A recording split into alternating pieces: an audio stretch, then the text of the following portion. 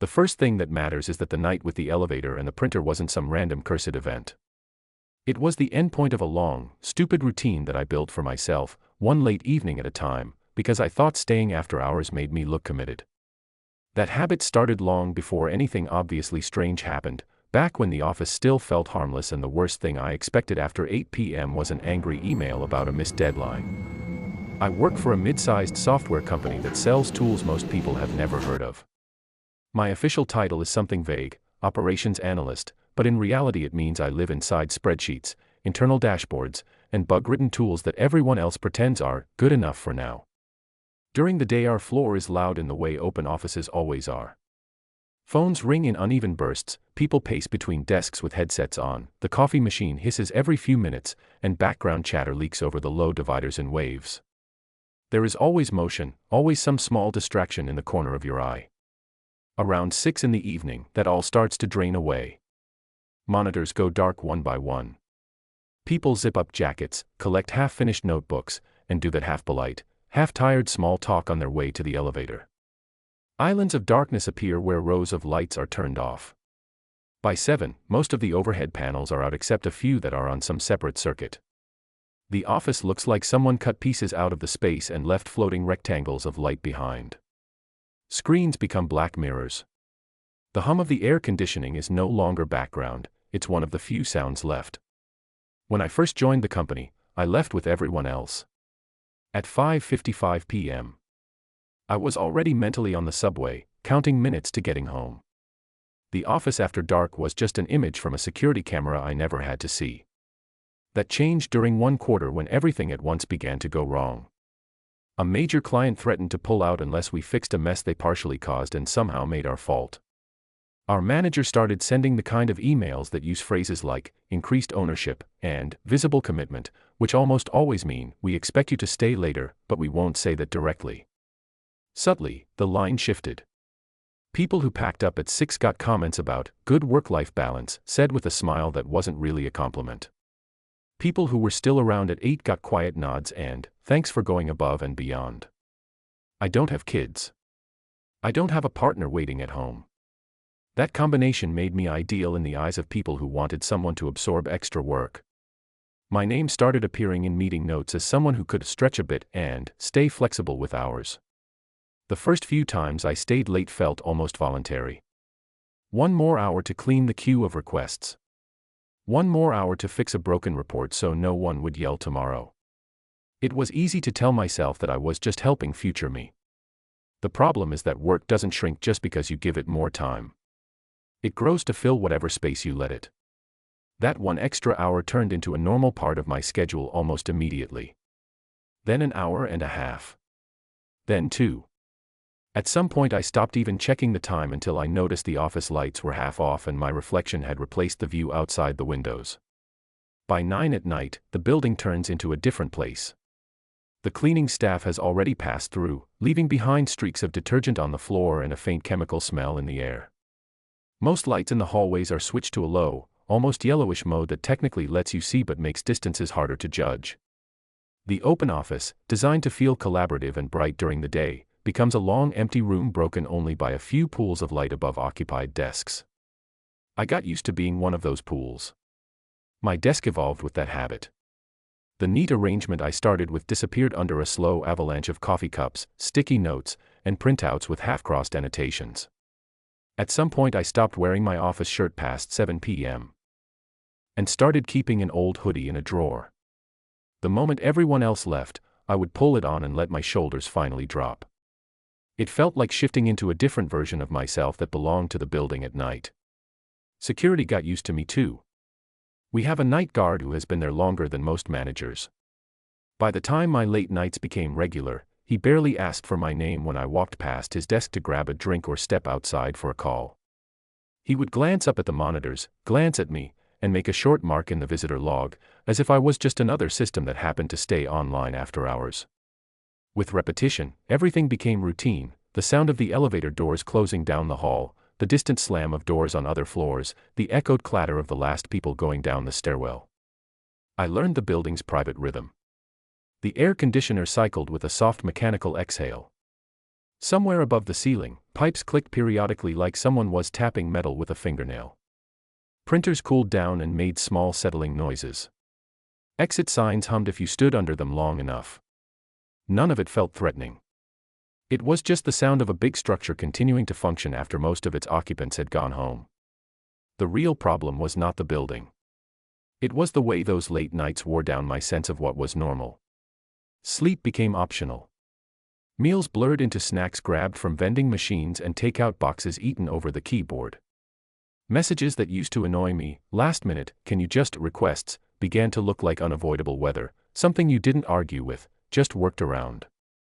I told myself that once the quarter was over, I would scale back. Once the client was satisfied.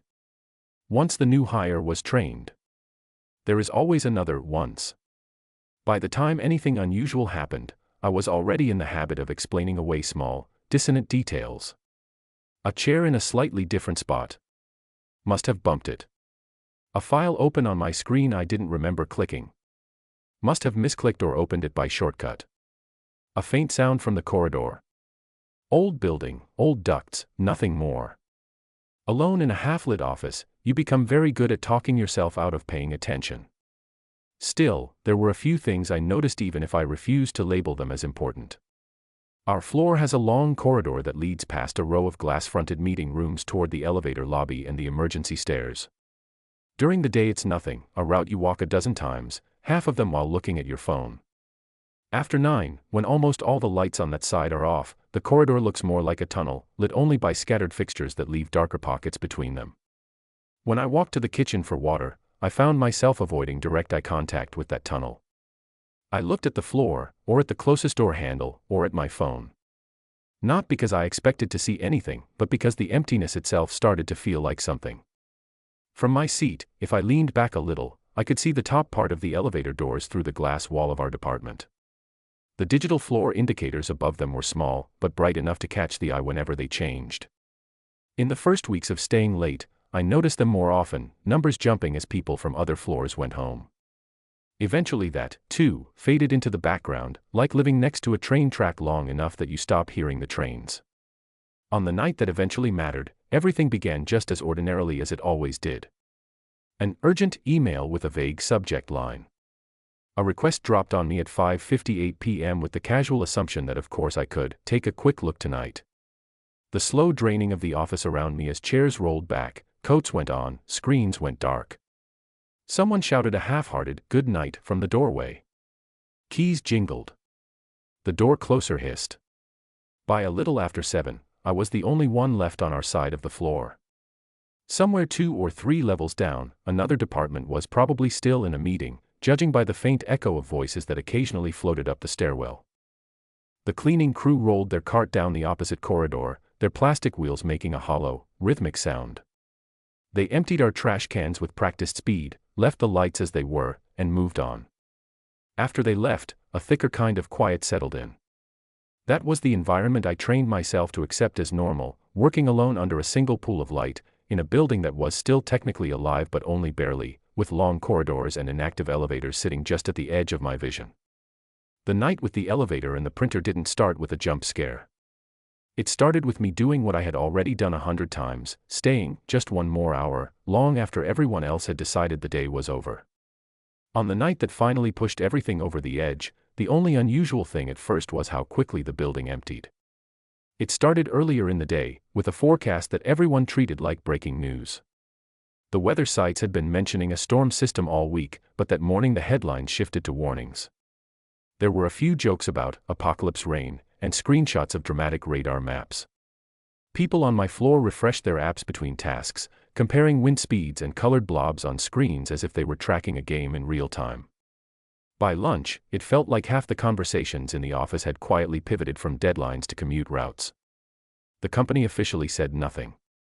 There was no memo about going home early, no formal acknowledgement that the sideways rain outside the windows was already louder than the air conditioning. What actually made people leave wasn't policy, it was the simple fact that everyone could see everyone else packing up. One person decided they would beat the storm, then another did, and soon there was a slow but steady migration toward the elevators. From my seat, the change was obvious. The sound level shifted in small steps. First the constant phone chatter dropped. Then the random bursts of laughter thinned out. The coffee machine hissed less frequently, not because it was broken, but because fewer cups were being filled. The line of coats hanging on the backs of chairs started to disappear row by row. The office felt like a theater after most of the audience has left, but the lights are still half on. Outside, the sky darkened earlier than it should have for that time of year. By mid-afternoon the windows showed a uniform gray, heavy and low, the distant buildings blurred by sheets of rain. Lightning made quick, pale impressions on reflective surfaces. Every time the thunder followed, it rolled through the building with a dull, spacious echo that you could feel in your chest if you were quiet long enough. People glanced up, then down at their screens, weighing emails against the thought of being stuck in traffic under that sky. I had my own small storm going on inside my inbox. A set of reports that really needed to go out today had landed on me the previous afternoon. They weren't complicated, just tedious, lots of data, lots of cross-checks, a dozen little places where a wrong filter would break the whole thing. Under normal circumstances it would have been a long day's work. Under the circumstances of that week, it was just one more stack of weight on top of everything else. When the first people started collecting their bags unusually early, I barely registered it. A chair scraped back, a drawer closed with more purpose than usual, a coat rustled. Those sounds belonged to the late afternoon, not the middle of it. But they kept coming, gradually building into a soft, continuous movement toward the exit. I glanced at the time once and noticed with a faint sense of surprise that it wasn't even 4 yet. There's an inflection point in an office evening when the collective mood decides which side of normal the day will fall on. Usually it happens closer to 6, when people have to choose between finishing just one more thing or catching their usual train. That day, the storm moved that decision forward by almost 2 hours. It felt as if the building itself had decided that the day should be shorter and was gently nudging everyone toward the door. Emails shifted in tone. Messages that would normally have carried a thin layer of urgency were softened with phrases about staying safe on the way home. People who would have pushed for last-minute changes instead asked if something could be picked up tomorrow. Even my manager, who almost never logged off before 7, walked past my desk mid-afternoon with their laptop already closed and their expression unusually tired. The subtext was clear: tonight, most people were choosing the storm over the overtime. What made the night stand out, though, wasn't just that everyone left early. It was the contrast between that mass exit and my decision to stay. On most evenings, my late hours felt like a personal choice, fed by vague expectations and my own habit of overcommitting. This time, the difference between me and everyone else was almost physical. As people moved toward the elevators, I stayed anchored to my chair in a shrinking island of fluorescent light. There was work to finish. The reports were due. The storm didn't cancel deadlines, it only made the building feel bigger and emptier more quickly. Outside, the rain turned from steady to violent. It hit the windows hard enough to be heard over the air ducts and the distant hum of servers. The glass, which usually reflected neat rectangles of the office interior at dusk, now showed only smeared streaks of water sliding down in overlapping paths. Lightning scratched thin white veins across the distant clouds and left afterimages behind my eyes when I glanced toward the windows for too long. Inside, small signs accumulated that this evening wasn't like the others. The cleaning staff came through earlier than usual. Their cart appeared at the end of the corridor before 5, wheels making a wet sound against the freshly mopped floor. They moved quickly, not lingering to check every trash can twice the way they sometimes did, not pausing to exchange their usual brief greetings. Trash bags were tied off with tight, fast knots. Vacuum cleaners appeared briefly and then vanished, leaving behind faint tracks on the carpets that looked sharper in the uneven light. The security guard's rounds changed too. Normally he drifted past our floor closer to 8, when the building had settled into its usual nighttime arrangement of a few scattered lights. That day I saw his reflection in the glass earlier, the bright rectangle of his flashlight tracing along the wall as he checked doors with more focus than before. He paused longer at the windows near the elevator lobby, as if making sure the glass itself would hold. By 6, the floor felt like it normally did at 8 or 9. The cluster of desks that usually stayed active late was dark. Monitors were off, chairs pushed neatly under tables, personal items gone. The only screens still on belonged to me and a pair of developers on the far side of the room who were fighting with a deployment issue. Their screens cast pale islands of light, floating in a growing sea of shadow. They didn't last much longer. Some problem was temporarily postponed or accepted as good enough for tonight, and they began the small procedure of shutting down. Code windows closed, terminals minimized, notifications silenced. One of them snapped shut the lid of a laptop with a kind of finality that echoed in the quiet. When they stood up and stretched, it emphasized how long they had been still. Their exit route traced the path everyone else had taken earlier. They walked past my desk, past the silent meeting rooms with their motionless chairs, toward the elevator lobby at the far end. I heard the muffled chime of the elevator arriving, a sound that usually meant nothing. The doors slid open, then closed again. After that, there was no more movement, no more soft conversation spilling from the corridor, no more footsteps receding into the distance. The office didn't go silent all at once. It's more accurate to say that the familiar sounds loosened their hold. Air kept moving through vents, but in irregular waves that rose and fell like breathing. Localized hums and whirs from equipment became easier to pick out and harder to ignore. Somewhere in the middle distance, a panel of lights clicked off, making the areas they had been covering look instantly deeper and less defined. At the same time, the storm outside reached a level where it was impossible to pretend it was just weather. The impact of water on glass was strong enough to create its own layer of noise, like static behind everything else. On most nights, even when the floor was technically empty, I had the sense that someone else was still around. A late-running team on a different floor. A few developers hiding in a conference room. The cleaning crew making another pass. It was a vague but reassuring awareness that the building still had more than one person in it. That evening, as the last elevator chime faded and the small remaining lights settled into their night setting, that awareness shifted into something heavier. The absence itself became noticeable.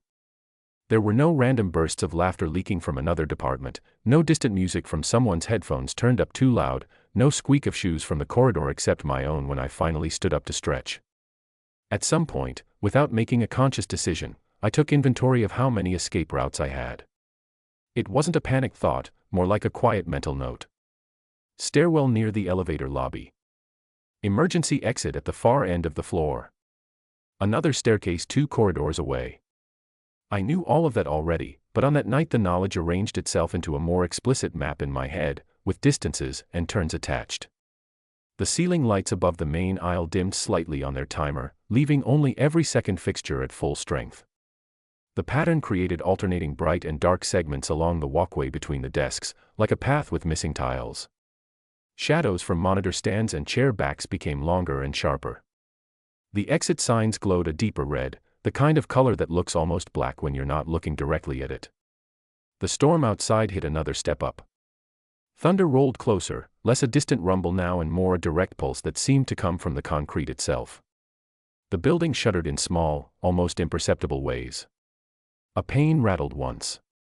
A metallic duct somewhere shifted with a low, dragging noise that was impossible to connect to any specific location. The world outside the windows might as well have been an ocean. The few visible shapes beyond the glass were distorted by water and occasional reflections of my own floor. By the time my clock ticked toward 7, the rhythm of the office no longer matched the time on the wall. It felt like midnight inside a space that insisted it was still early evening on paper. My task list didn't care about the discrepancy. There were still numbers to reconcile, charts to generate, lines on a dashboard that needed to look stable enough to please someone who would check them tomorrow. That misalignment, between what the building felt like and what I was telling myself I needed to do, left a thin crack for something else to slip through. It started, as far as I can name it, with a simple realization: if the power went out right then, if the emergency lighting failed for a moment, I would be the only person on that floor who would notice it first. Not one of many, not a shared experience. Just me in a large, mostly dark room, waiting for the lights to come back.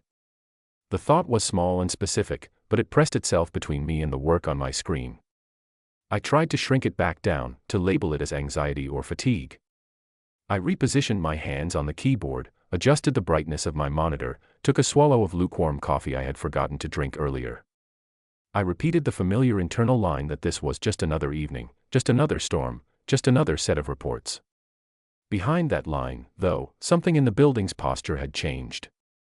The air felt a fraction heavier.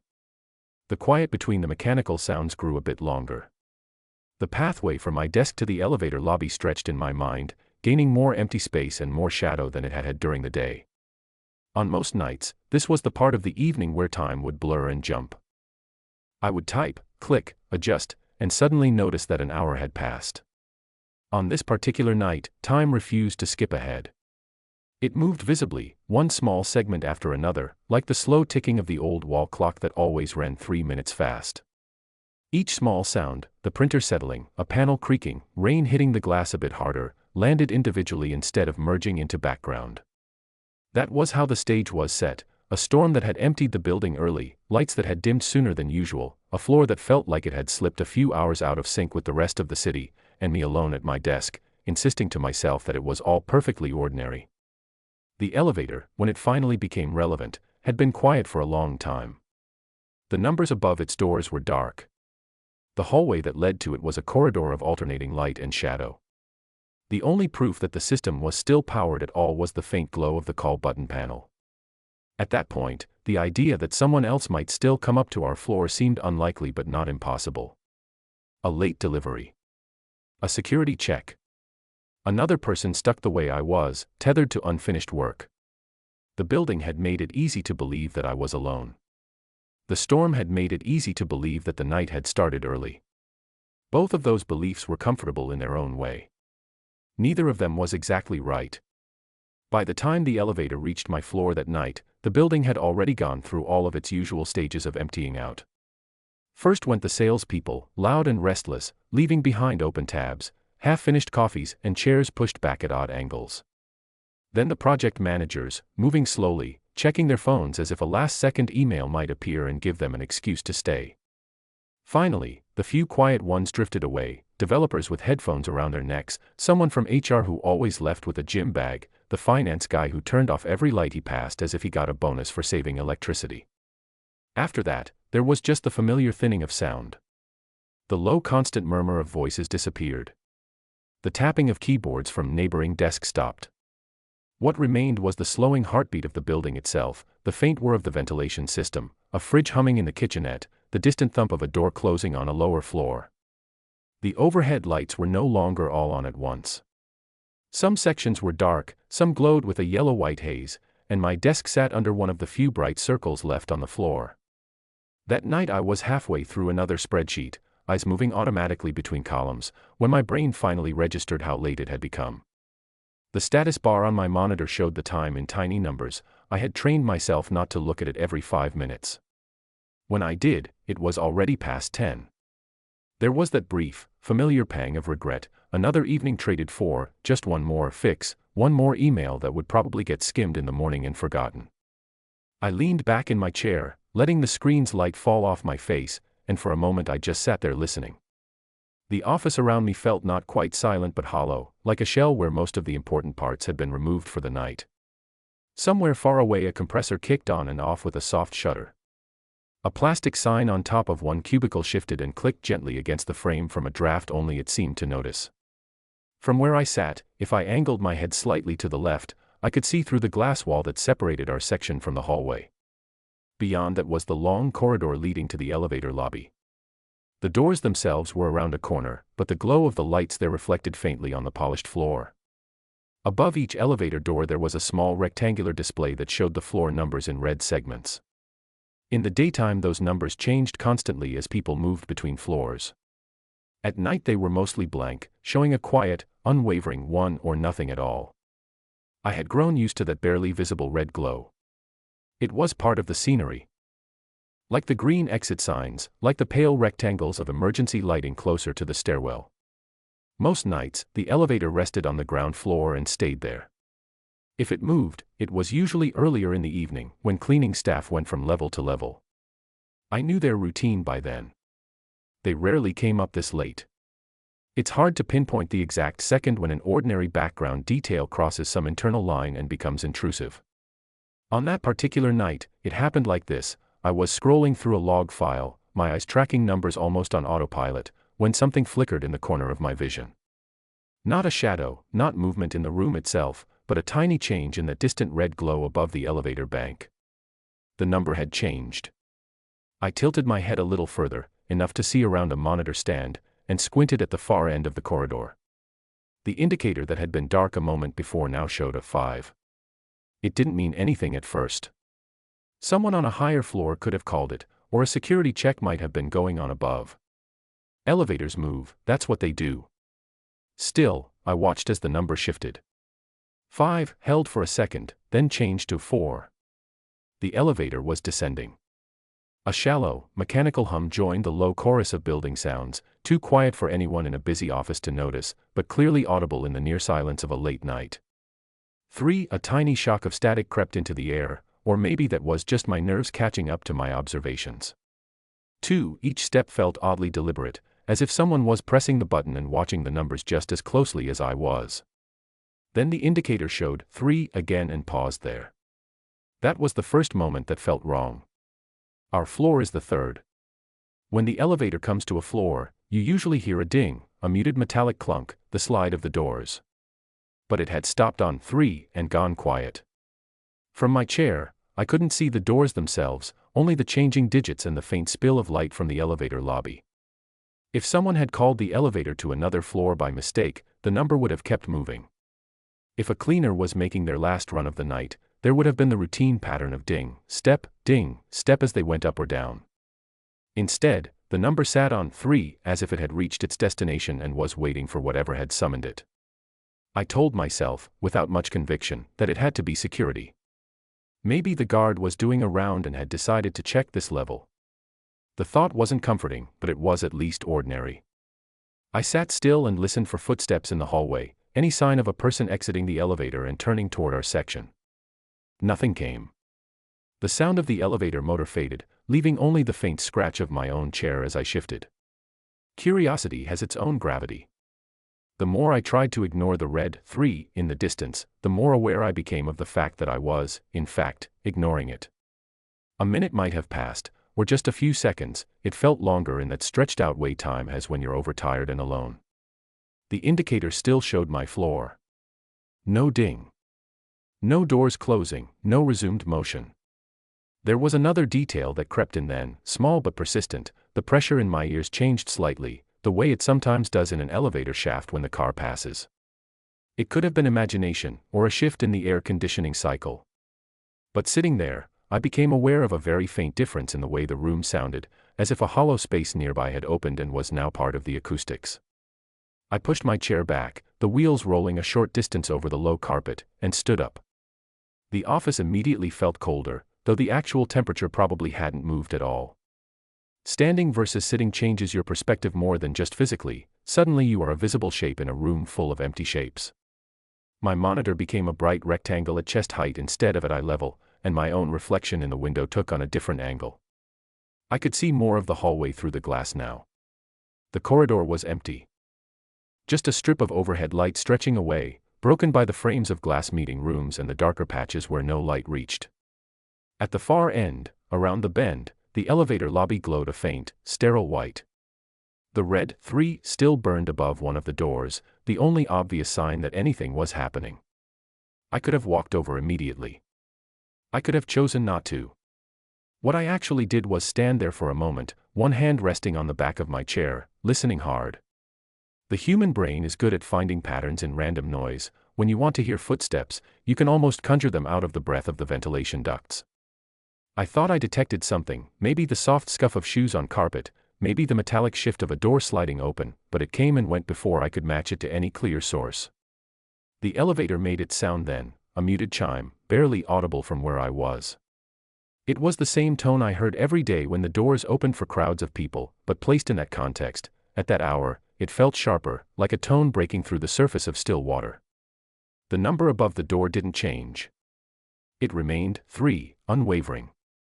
If anyone had actually stepped out, they would have had to walk directly into my field of view within a few seconds.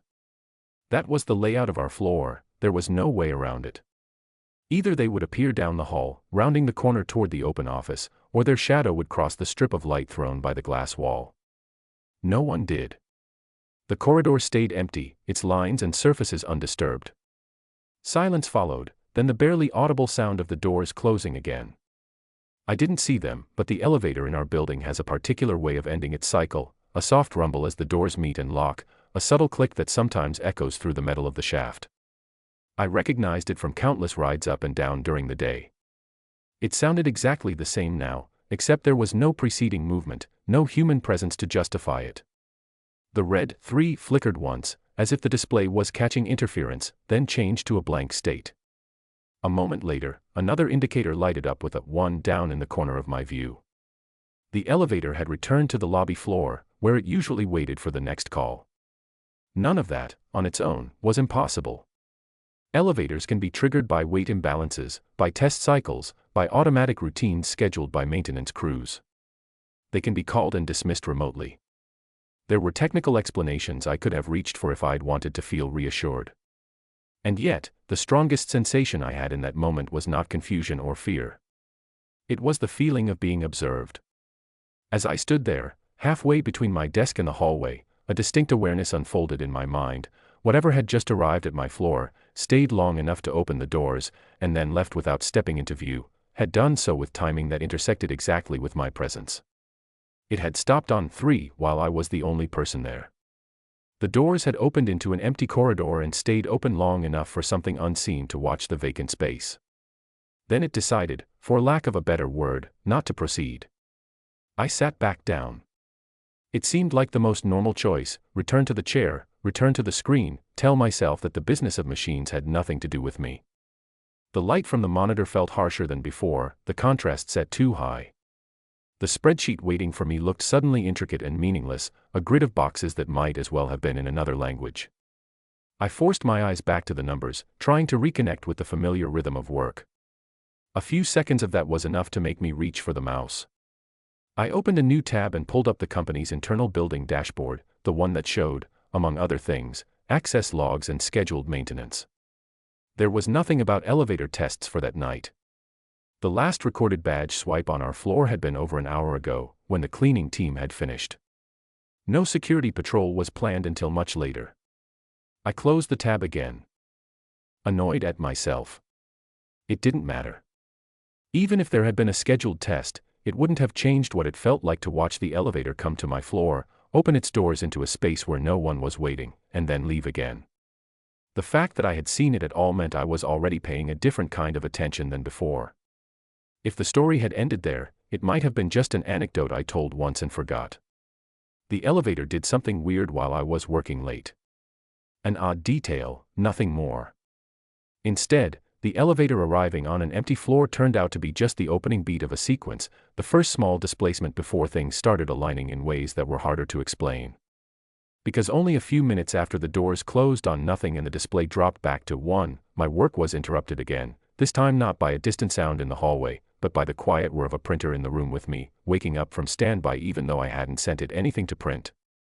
The first sign that something was wrong with the printer was how ordinary the sound seemed at first. On our floor, the main printer sat a few desks away from mine, in that no man's land between teams where nobody wanted a workstation but everyone needed the machine.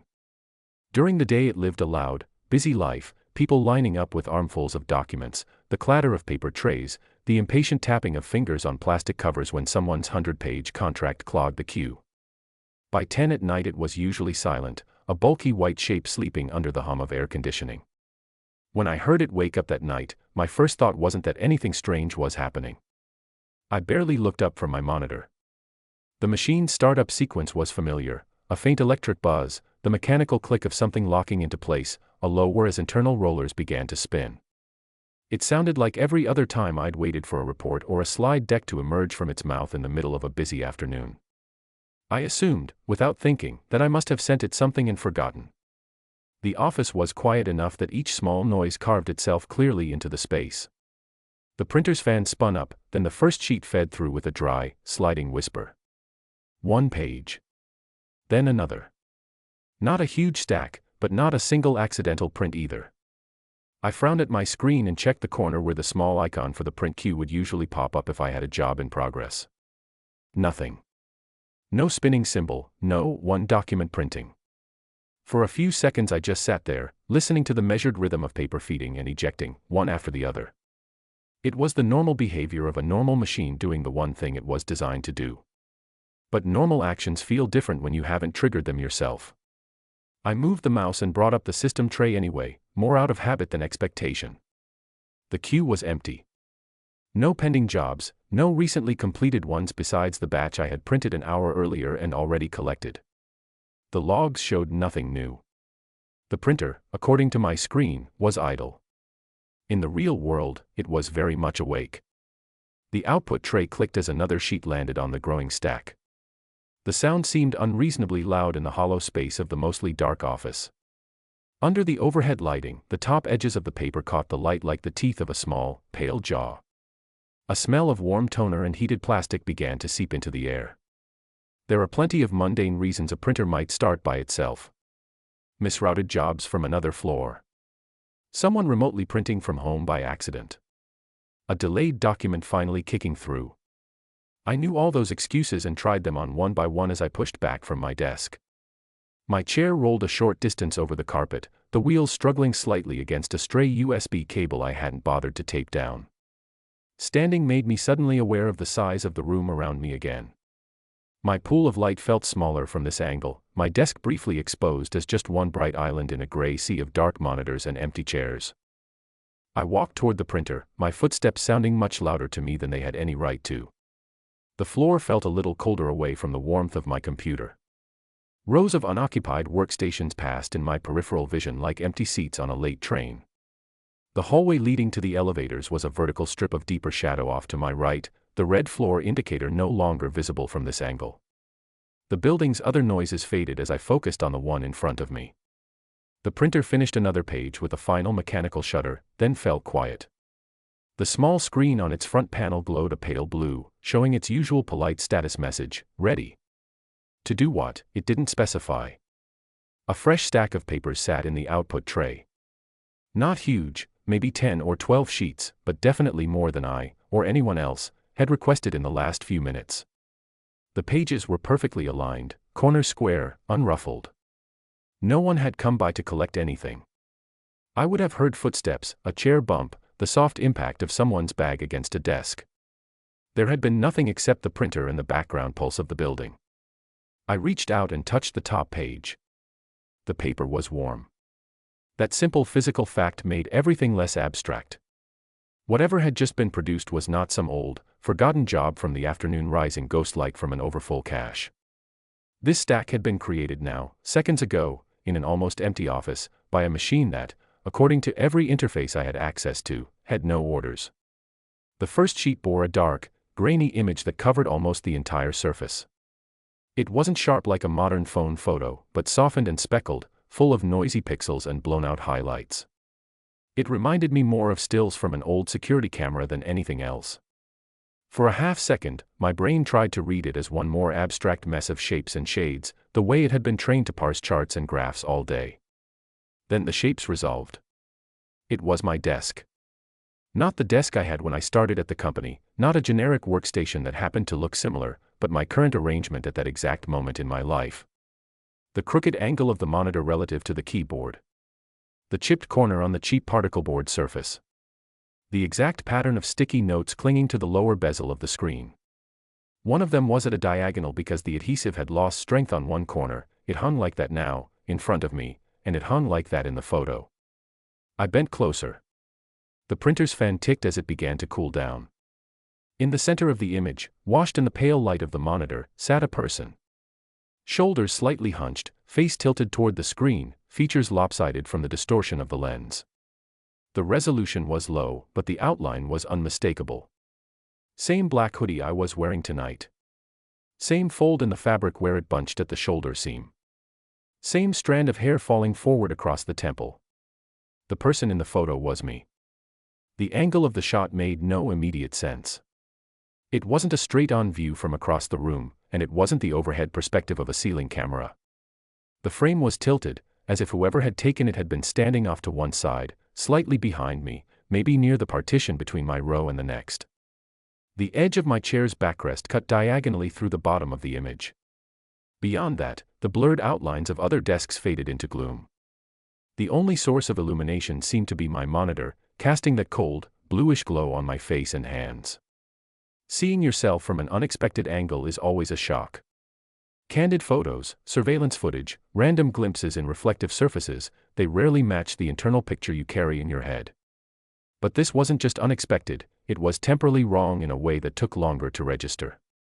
Down in the bottom right corner of the image, in small clear digits, was a timestamp. It showed tonight's date. The time matched the clock on my computer almost exactly. A small part of my mind, the part that had been mass-producing rationalizations all quarter, tried to assemble a harmless explanation.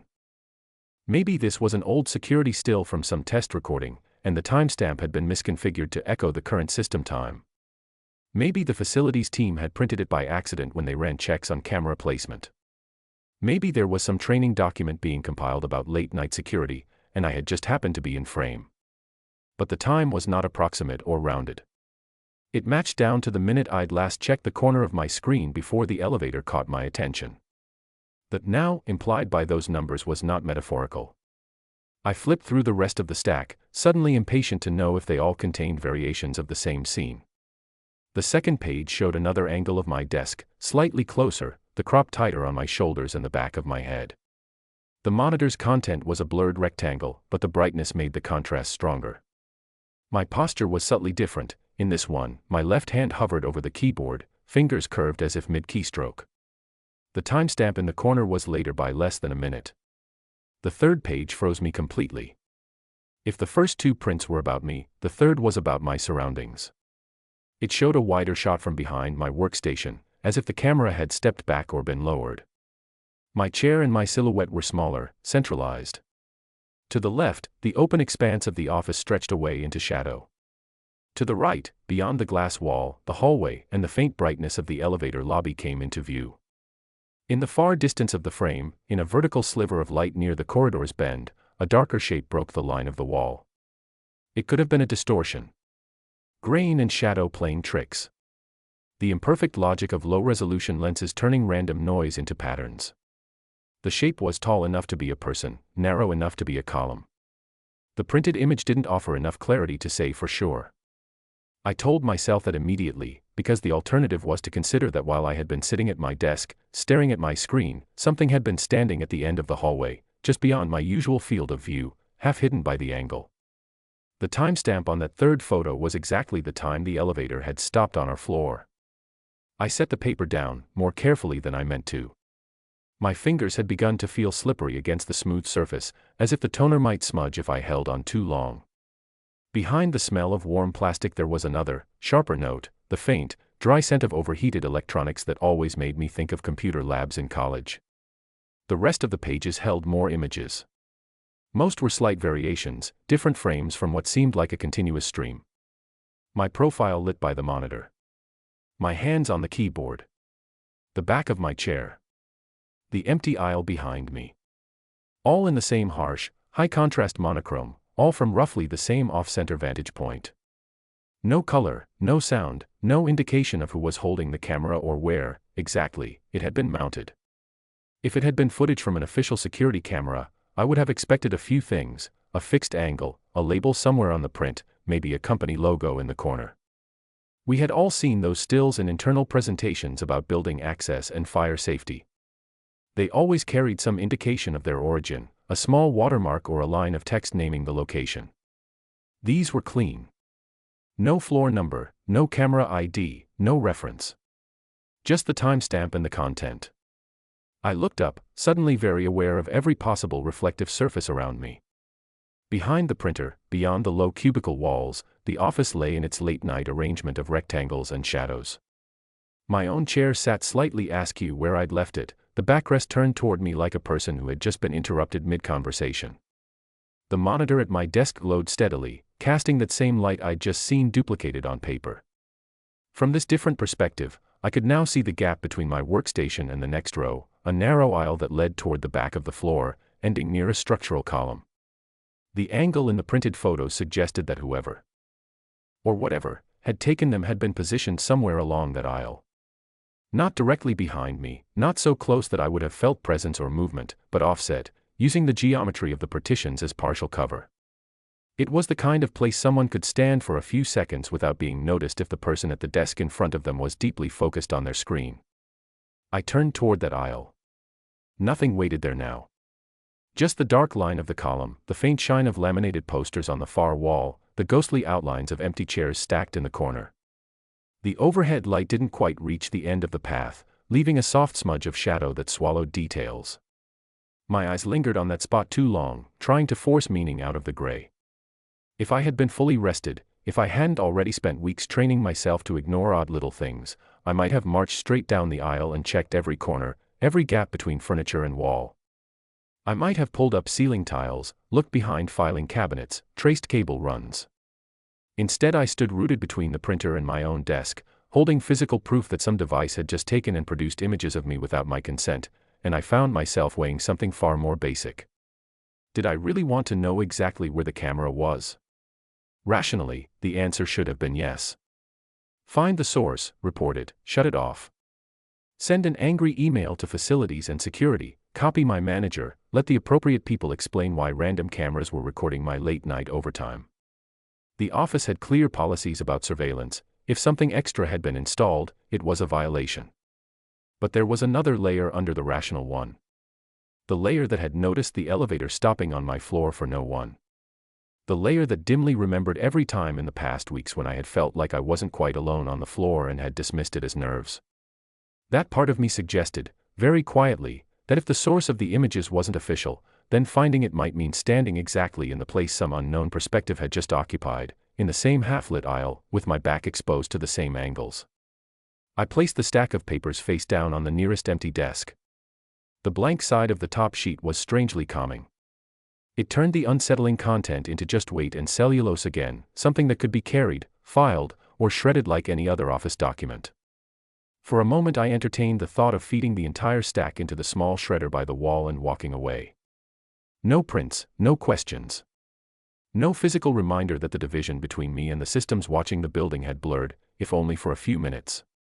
What stopped me was the timestamp. If the numbers in the corner had been from hours earlier, or even from the previous night, I might have convinced myself that this was an artifact.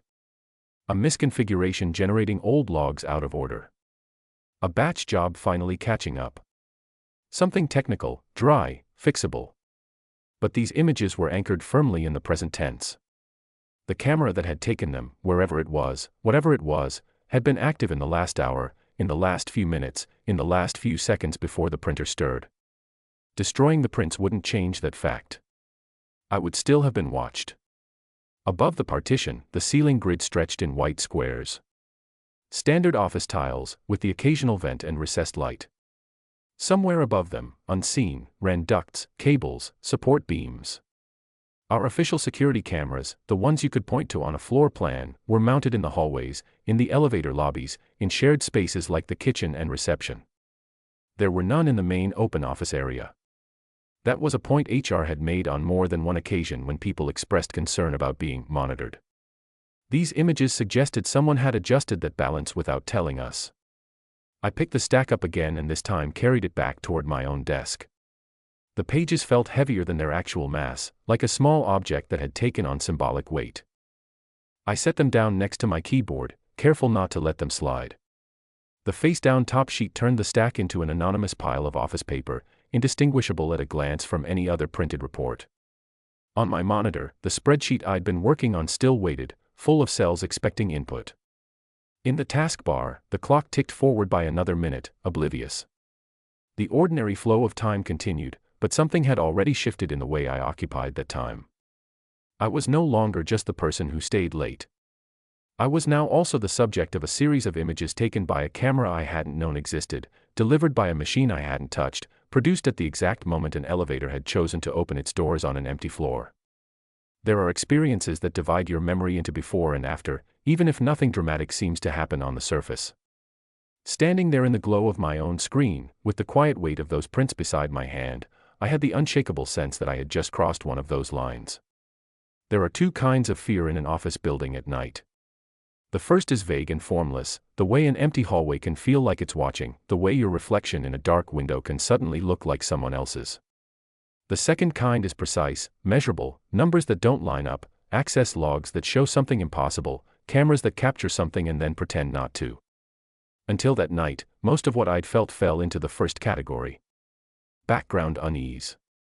A sense of being slightly out of place in a space designed for many people, while being the only one still sitting under the lights. The elevator arriving on my floor and opening to no one had pushed that unease closer to the edge of the second type. The stack of prints on my desk, with clear timestamps and angles that didn't belong to any camera I knew of, shoved it firmly over. I have always coped with anxiety by trying to turn it into information. Numbers are comforting. Systems have rules.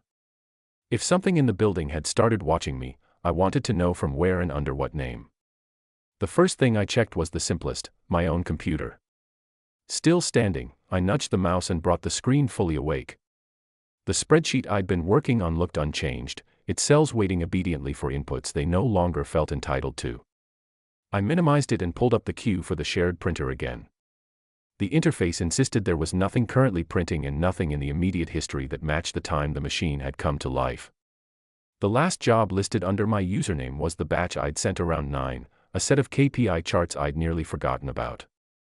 No mysterious system accounts, no unknown users. I expanded the history further, into the logs reserved for admins, the ones that showed more detail, IP addresses, document sizes, exact timestamps. It took a moment to filter through the noise of the workday's legitimate use.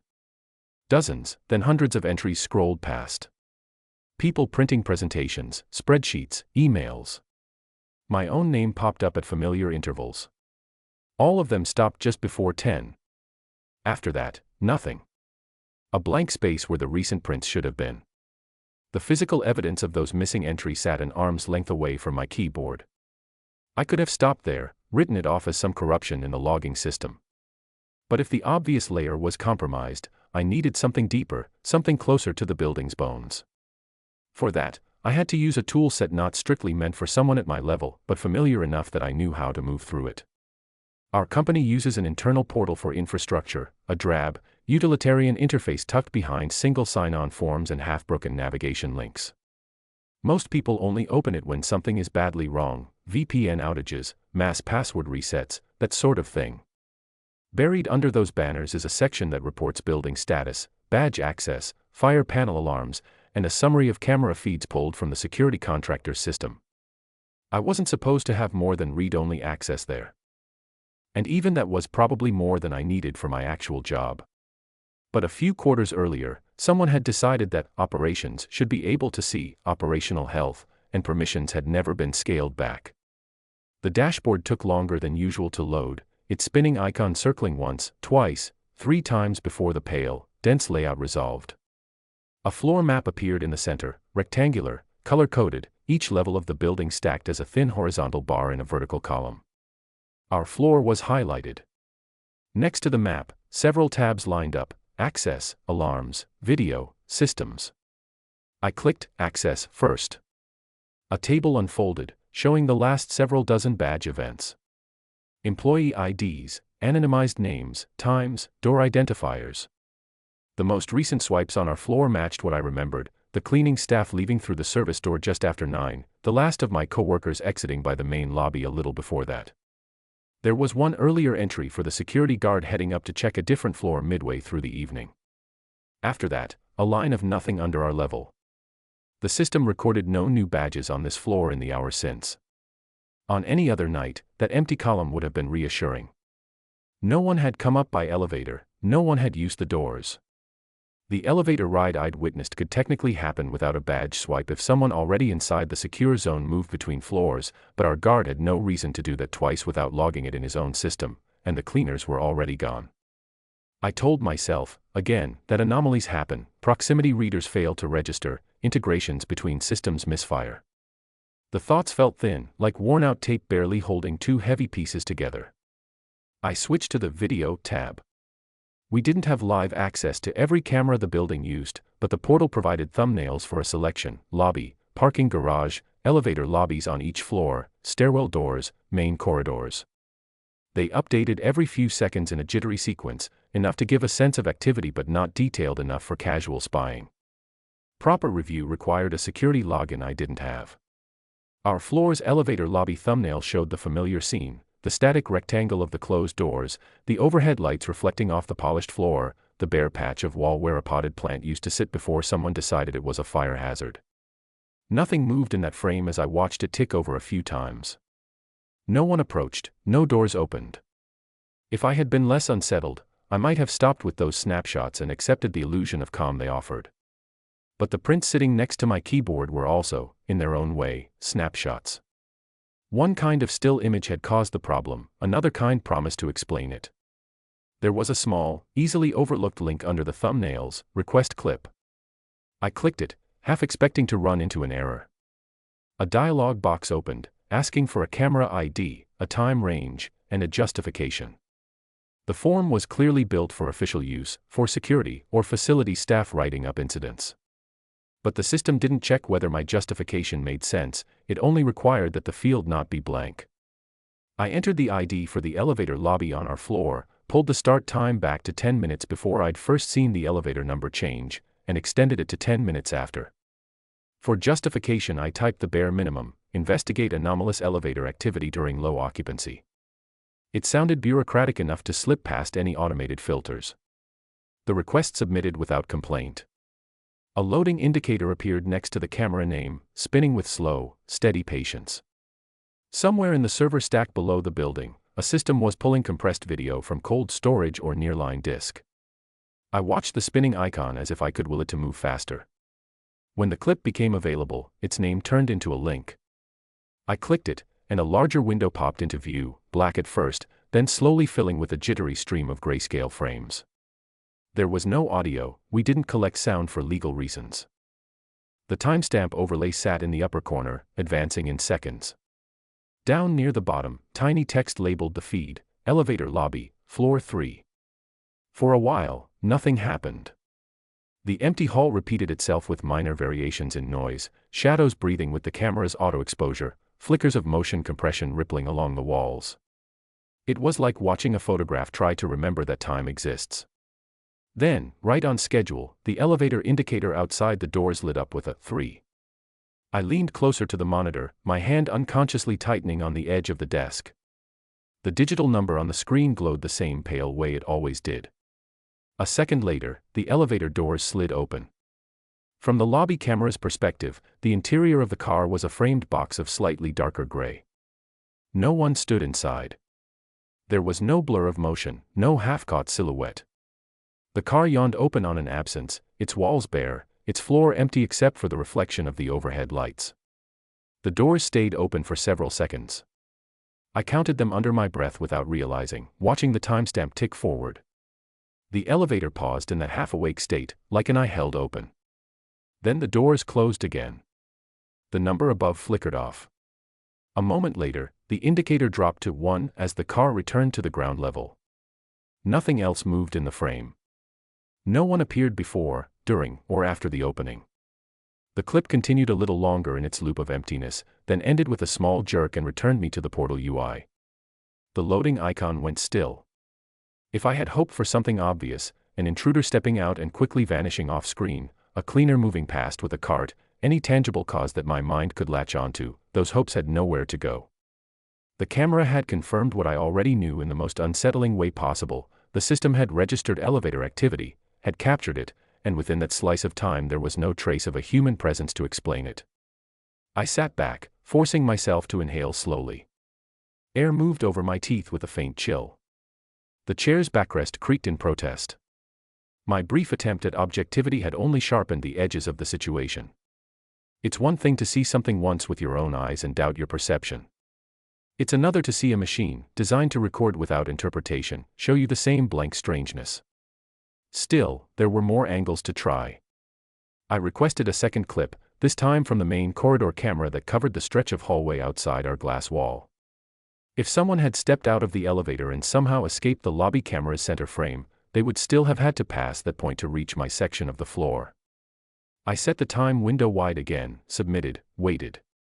The resulting feed showed a familiar view: the long strip of carpet, the doors to conference rooms on one side, the glass partition of our open office on the other. Way down at the far end, a sliver of the elevator lobby was visible, just enough to see the tiny rectangle of brighter floor in front of the doors.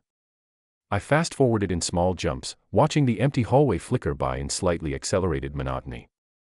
Nothing. No one. The timestamp rolled forward to the moment I'd seen the elevator number flip to 3. I let the playback return to normal speed. For a few seconds, all was still. Then, at the edge of the frame, the faint change in light signaled the elevator doors opening again. The patch of floor in front of them brightened by a subtle degree, as if light from inside the car was adding to the overall glow. The camera's angle was too oblique to see directly into the car, but the timing matched the lobby footage exactly. I watched the thin segment of brightness hold, then dim as the doors closed once more. At no point did a person enter the corridor. No figure emerged from the lobby and moved toward the office. No shadow lengthened across the carpet. The only visible shift besides the play of light was the slight, automatic compensation of the camera's sensor as it adjusted to the transient increase in brightness. I let the clip run longer than necessary. Hoping against hope to catch some late movement, a delayed entrance, a figure lurking near the corner, any sign of misalignment between what the system thought it saw and what might actually be there. The hallway remained stubbornly, clinically empty. The prints on my desk felt heavier by association.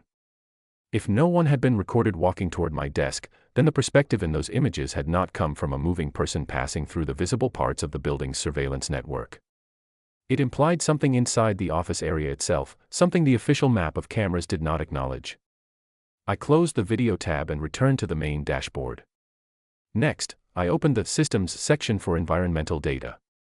This was a catch-all page that most employees never saw, a graph of temperature fluctuations, CO2 levels, badge reader health, door sensor statuses.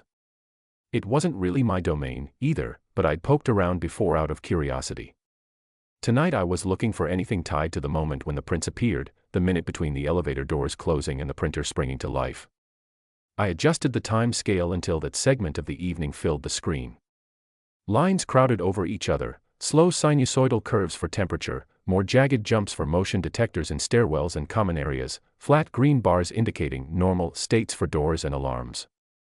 Among them, a couple of brief blips stood out, tiny spikes in the CO2 readings on our floor, a short-lived dip in reported occupancy that made no intuitive sense. Our building uses sensors to estimate how many people are on each floor at any given time. They work off a mix of heat signatures, movement, and sometimes even CO2. In the graph, my floor's occupancy count had tracked down all evening as people left. 10, then 6, then 3, then 2. Around 9:15, it had dropped to 1 and stayed there. That matched reality, me, alone. At the moment the elevator had opened and closed on an empty lobby, the occupancy line did not budge. As far as the system was concerned, only one living body remained on the floor. At the moment the first print had emerged from the machine, there was a flicker, a fractional rise as if a second person had entered the sensor's range for less than a single reporting interval, then vanished again. The count nudged up, then immediately returned to 1.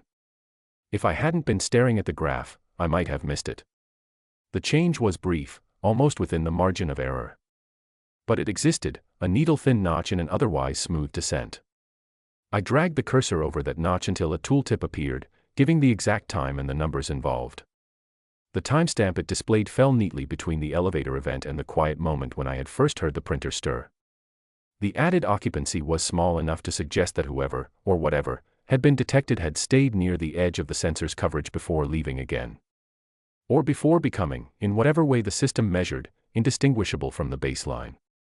The data didn't explain anything, it only confirmed that I hadn't imagined a disturbance. Something in the environment had changed in a way even the building's automated senses had not fully understood. For a brief heartbeat of time, the floor had contained more than just me. No badge swipe marked an entrance. No camera clip showed a figure walking in. No official alert had triggered a security check. I realized, distantly, that my shoulders were locked. I forced them down and unclenched my jaw. The small aches of tension brought my awareness back into my body, away from the abstract safety of the screen. The office around me hadn't changed while I was buried in dashboards. The same rows of chairs, the same stretch of carpet, the same far glow from the emergency exit sign. But knowing that the systems designed to watch this space had already seen something I couldn't put a shape to made every shadow feel a little less empty. Checking the cameras and the logs had given me what I thought I wanted, confirmation that something was off, that my impressions weren't purely the product of exhaustion and a suggestible mind. It hadn't given me what I needed, which was a clear, concrete cause. Instead, it left me in a narrower, sharper corridor between ignorance and knowledge, where both options were equally unpleasant. If the sources I trusted to provide objective truth, the images, the numbers, the counts, could only say, something happened here, without adding, and this is what it was, then I had to decide alone what to do next, in a building that had just proven it could observe without being fully observed in return. There was a stretch of weeks when I almost managed to convince myself the first batch of prints had been a glitch. Not in the sense that they hadn't happened, those pages existed, with their grainy images and precise timestamps, but in the sense that they belonged to a single, contained incident. Something misconfigured in the building's systems. A test going wrong. An unnamed technician poking around in the wrong queue. An anomaly, not a pattern. I kept the pages in a plain cardboard folder in the bottom drawer of my desk, under a stack of old training materials. Knowing where they were made me feel like I still had some control over the story they told. The office carried on as if nothing had happened. People argued about deadlines, hovered around the coffee machine, complained about the heating. During the day, the printer went back to its usual life as a shared inconvenience. It jammed when someone tried to feed label sheets. It ran out of toner at the worst possible moment. It spit out half-printed graphs with smears where the drum skipped. Every time I used it, I watched it a little more closely than before, but there was nothing to see. Jobs only appeared when someone sent them. Pages only moved when triggered by a click. Nights were different. At night, it was impossible to forget what I had seen come out of that tray, especially when I was the only one within 50 meters of the machine. After the elevator incident and the prints, I tried to leave earlier. Tried being the key word. Work had a way of expanding to fill the space it was given, and the quarter that had started all of this was not over. There were still urgent emails, still vague expectations, still that undercurrent of, we know you don't have a family to go home to, even if no one ever phrased it quite that directly. Some nights I made it out by 8. Other nights, habits and guilt pulled me past 9, past 10, until the offices above and below us darkened and the building settled into that thin, humming quiet again. On one of those later nights, weeks after the first prints, late enough that my eyes stung when I blinked too slowly, the printer started on its own for the second time. The timing was what made it worse. If it had happened as soon as the last person left, I might have blamed residual jobs or delayed tasks from other floors. If it had happened right after I restarted my computer, I might have muttered about drivers and shrugged it off. Instead, it came after several hours of uninterrupted work, at a point where I had fallen into that strange, brittle concentration you only get when you've been awake too long. The spreadsheet in front of me had ceased to be a collection of numbers and become instead a pattern of light and dark, like a mosaic. My fingers moved over the keyboard with automatic precision, plugging values into the correct cells, building formulas I barely had to think about anymore. The office around me was just a dim, static backdrop. The sounds of the building, the hum of ventilation, the occasional creak from somewhere near the ceiling, had blurred into a continuous layer I no longer consciously heard. The first noise didn't even register as out of place. A faint electronic wake-up tone, half muffled by distance. A mechanical click. The low, rising whine of a motor. The printer, again. This time, something in me reacted before I consciously had the chance to form an excuse. My hand stopped on the keyboard. The cursor blinked on a half-finished formula and then stayed there, frozen. I didn't check the print queue. I didn't look at the system tray. I turned my head slowly toward the source of the sound. The machine sat where it always did.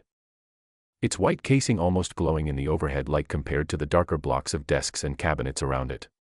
The small display on its front was lit. From where I sat, I could see only the pale rectangle of the screen, not the text. The paper tray shuddered as it aligned itself. An internal component thumped into place. No one else was on the floor. I had heard the last of my coworkers leave more than an hour earlier, their footsteps receding toward the elevators. No doors had opened since then. The cleaner had already made their circuit and gone down to the floor below. The elevators had been still for so long that I had stopped checking their indicators. The first sheet slid through. There is a very particular sound paper makes when it's pulled into a printer, a kind of soft intake, like a breath. Then the faint, rapid hiss as it passes under the print head, rollers gripping and pushing it forward. The output tray ticked lightly as the finished page dropped. I told myself that someone from another floor might be using this printer remotely. It was technically possible. The network menu had options for shared devices. Maybe a document was being redirected because one of the lower-level machines was offline. That would explain why I saw nothing in my own queue. I let that story sit for exactly 1 second, then felt it collapse as another sheet fed through, and another. The rhythm of the machine became almost hypnotic. Draw. Mark. Eject. Pause. Repeat. The stack in the tray grew, edges perfectly aligned. The fan hissed as the interior warmed. The faint smell of toner crept into the air, an invisible haze that caught in the back of my throat. My chair's wheels made a dull, rolling sound as I pushed away from the desk and stood up. I didn't rush. There was nowhere to rush to that would change what I was about to find. Each step toward the printer felt precise, measured, as if I were careful not to disturb something that might break if I moved too quickly. By the time I reached it, the machine had finished its job. The last page lay on top of the stack, still slightly curved from its journey through the rollers, slowly flattening in the cooler air. The display now showed the same bland, neutral status as before. Ready. The top sheet was dark with ink again. Grainy, high contrast, black and white. I lifted it from the stack. This time, the picture wasn't of my desk. The frame was angled slightly downward, as though taken from something mounted higher up, but not from the ceiling. It showed a section of the open office from near the entrance to our department. The row of desks closest to the hallway stretched across the lower part of the image, chairs turned inward, monitors off. Beyond them, the center of the room opened into my aisle, the one leading toward my workstation.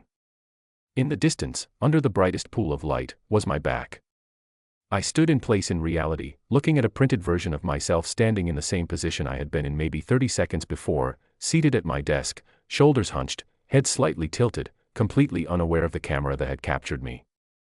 My hoodie looked darker in the print than in life, but the outline was unmistakable. The posture, too, the particular angle of my arm reaching toward the mouse, the way my neck bent when I leaned in to read small text. The timestamp in the corner was current. I flipped to the next page, then the next. The second image zoomed closer, as if the lens were narrowing. My chair filled more of the frame, the edges of the scene tightening around my area. The monitors on neighboring desks had become black voids, rectangular holes in the image.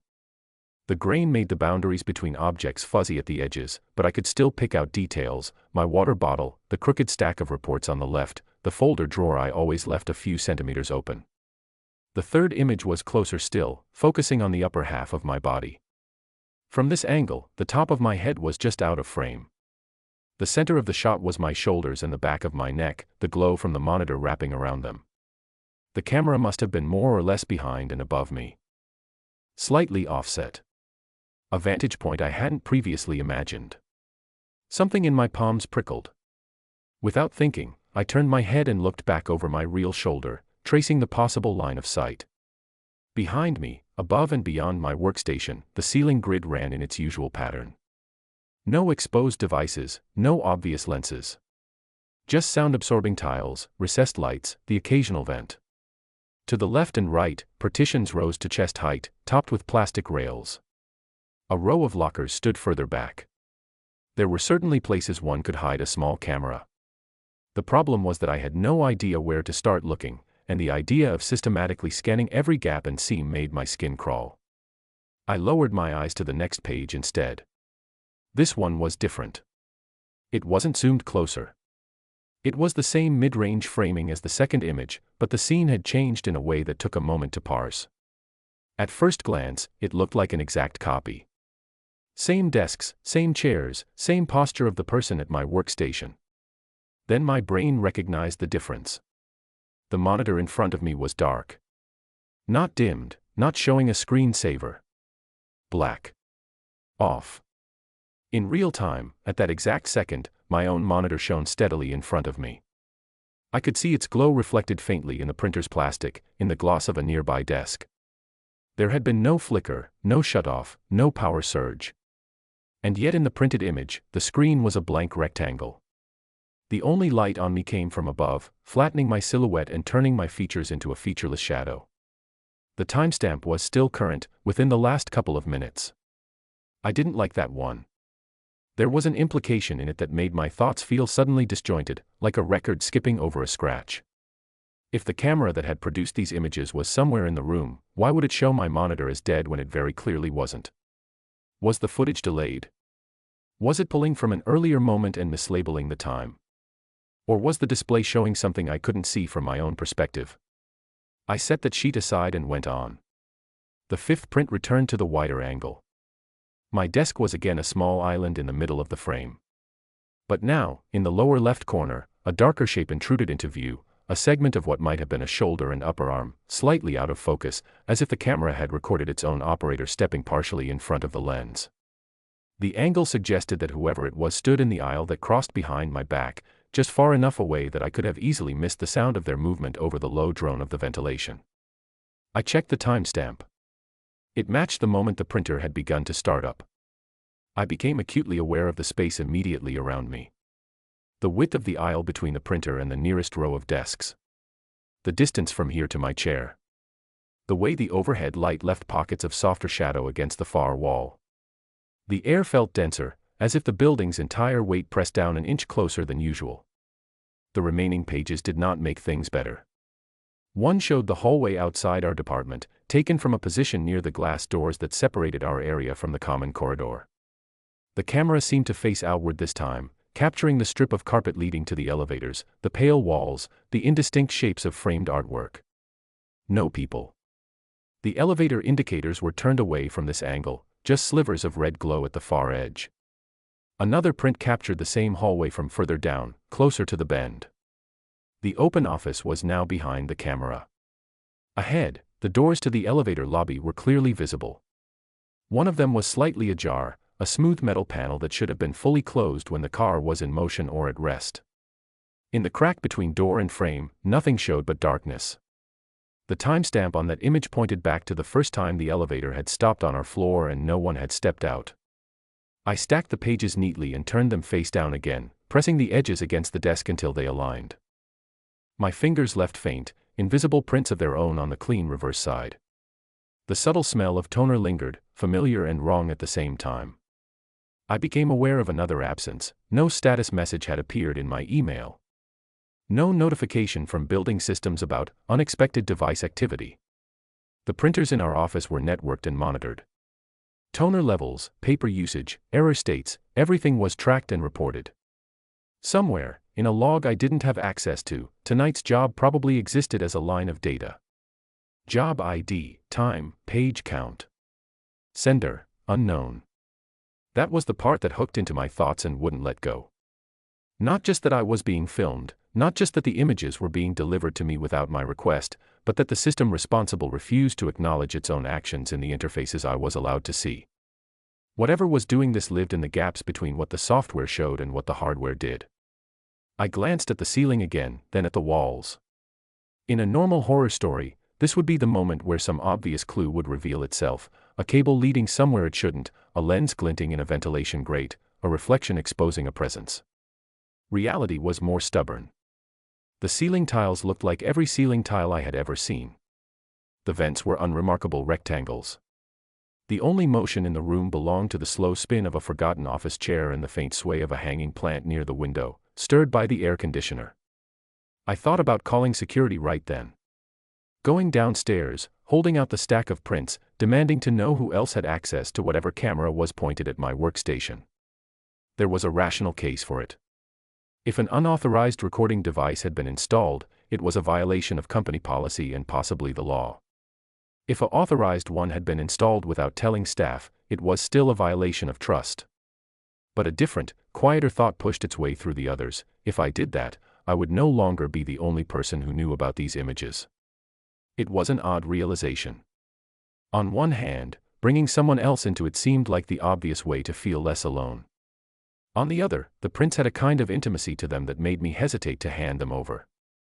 They showed me at my most unguarded, hunched over my work in a space I had come to think of as almost mine after hours. Sharing them meant acknowledging just how exposed I had been, and not just to one unknown lens. And there was something else, an unease I couldn't articulate yet, the sense that whoever, or whatever, had decided to send these specific frames to the printer had chosen me as the recipient on purpose. It wasn't a random tray in a random room. It was the machine closest to my desk, and the pages had been delivered at a time when I would unquestionably be the one to find them. In a way, not calling anyone felt like continuing a direct conversation, even if I wanted no part of it. I ended up doing nothing. I returned the stack of prints to the same folder where I had kept the first set. The cardboard sagged slightly under the added weight. I pushed the drawer closed until it latched, listening to the soft click echo in the surrounding quiet. Then I went back to my chair, sat down, and put my hands on the keyboard again. The spreadsheet waited with all the indifference of code. Cells still needed filling. Formulas still needed debugging. The numbers didn't care about elevators or printers or cameras. The clock in the taskbar crept forward, minute by minute, trying to usher me toward the end of another overtime shift. I told myself, for the sake of getting through the rest of the night, that both times the printer had started on its own there had been some technical explanation waiting to be uncovered. Some obscure scheduled job, some misdirected document, some testing procedure that someone had neglected to announce. I promised myself I would ask questions in the morning. That I would send a polite but firm email to facilities, copy security, maybe even loop in HR. I made it another 15 minutes before noticing that my reflection in the dark window next to my desk looked slightly wrong. From where I sat, I could see not only myself and the glow of my monitor, but also a ghostly overlay of the space behind me, the row of desks, the faint outline of the corridor. In that reflected view, the angle that had seemed abstract on paper became real again. There was indeed a clean line of sight from somewhere above and behind me straight to my screen. And in that reflection, for one stretched, breathless heartbeat, it looked as if the area behind my chair was just a shade darker than the rest of the room. The first time I noticed it, I almost convinced myself it was just the way glass works at night. By then, late evenings in the office had settled into a kind of dull routine again. The elevator incident and the print still sat in the back of my mind like a lodged splinter, but days piled on top of them. Urgent tickets. Quarterly reviews. Requests forwarded with, looping you in, and nothing else. Life has a way of pulling your attention back down into small, practical tasks even when something larger and stranger is hovering just outside your field of view.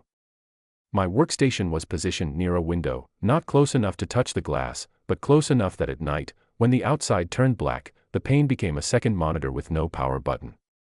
It reflected my screen, my face, the faint geometry of cubicles behind me. During the day it showed a blurry view of neighboring buildings, slices of sky, the occasional bird. At night, it showed me. On normal evenings, that reflection barely registered. The glow of my monitor washed out most detail. My eyes were trained to focus on the brighter, sharper image directly in front of me. The window was a ghost image, easy to ignore if you didn't look for it. Unfortunately, once I started looking for it, I couldn't stop. It was a small thing that set me off. I had minimized all my windows for a second to drag a file to a different folder. The background went dark, throwing the rest of the room into higher relief. In the glass, my own shape snapped into clearer focus, the slope of my shoulders, the curve of my neck, the outline of the hoodie I'd taken to wearing after hours. Behind that faint figure, I could see the dim layout of the open office, the tops of monitors, the faint grid of ceiling lights, the shadowed corridor where the elevators sat out of direct sight. The human brain is incredibly quick at comparing patterns. You don't realize how often you check the world against your internal expectations until something fails that check in a way too subtle to name. Looking at the reflection, I had the immediate, wordless impression that the composition was off. The details were all there, my head in roughly the right position relative to the monitor, the glow framing my face in that unflattering way screens at night always do, the darker mass of my chair. But there was a lag, or a mismatch. The way my shoulders moved when I inhaled didn't sync perfectly with the shadow in the glass. It was almost imperceptible, like video slightly out of sync with audio. I blinked and saw the reflection blink half a heartbeat later. I tested it deliberately.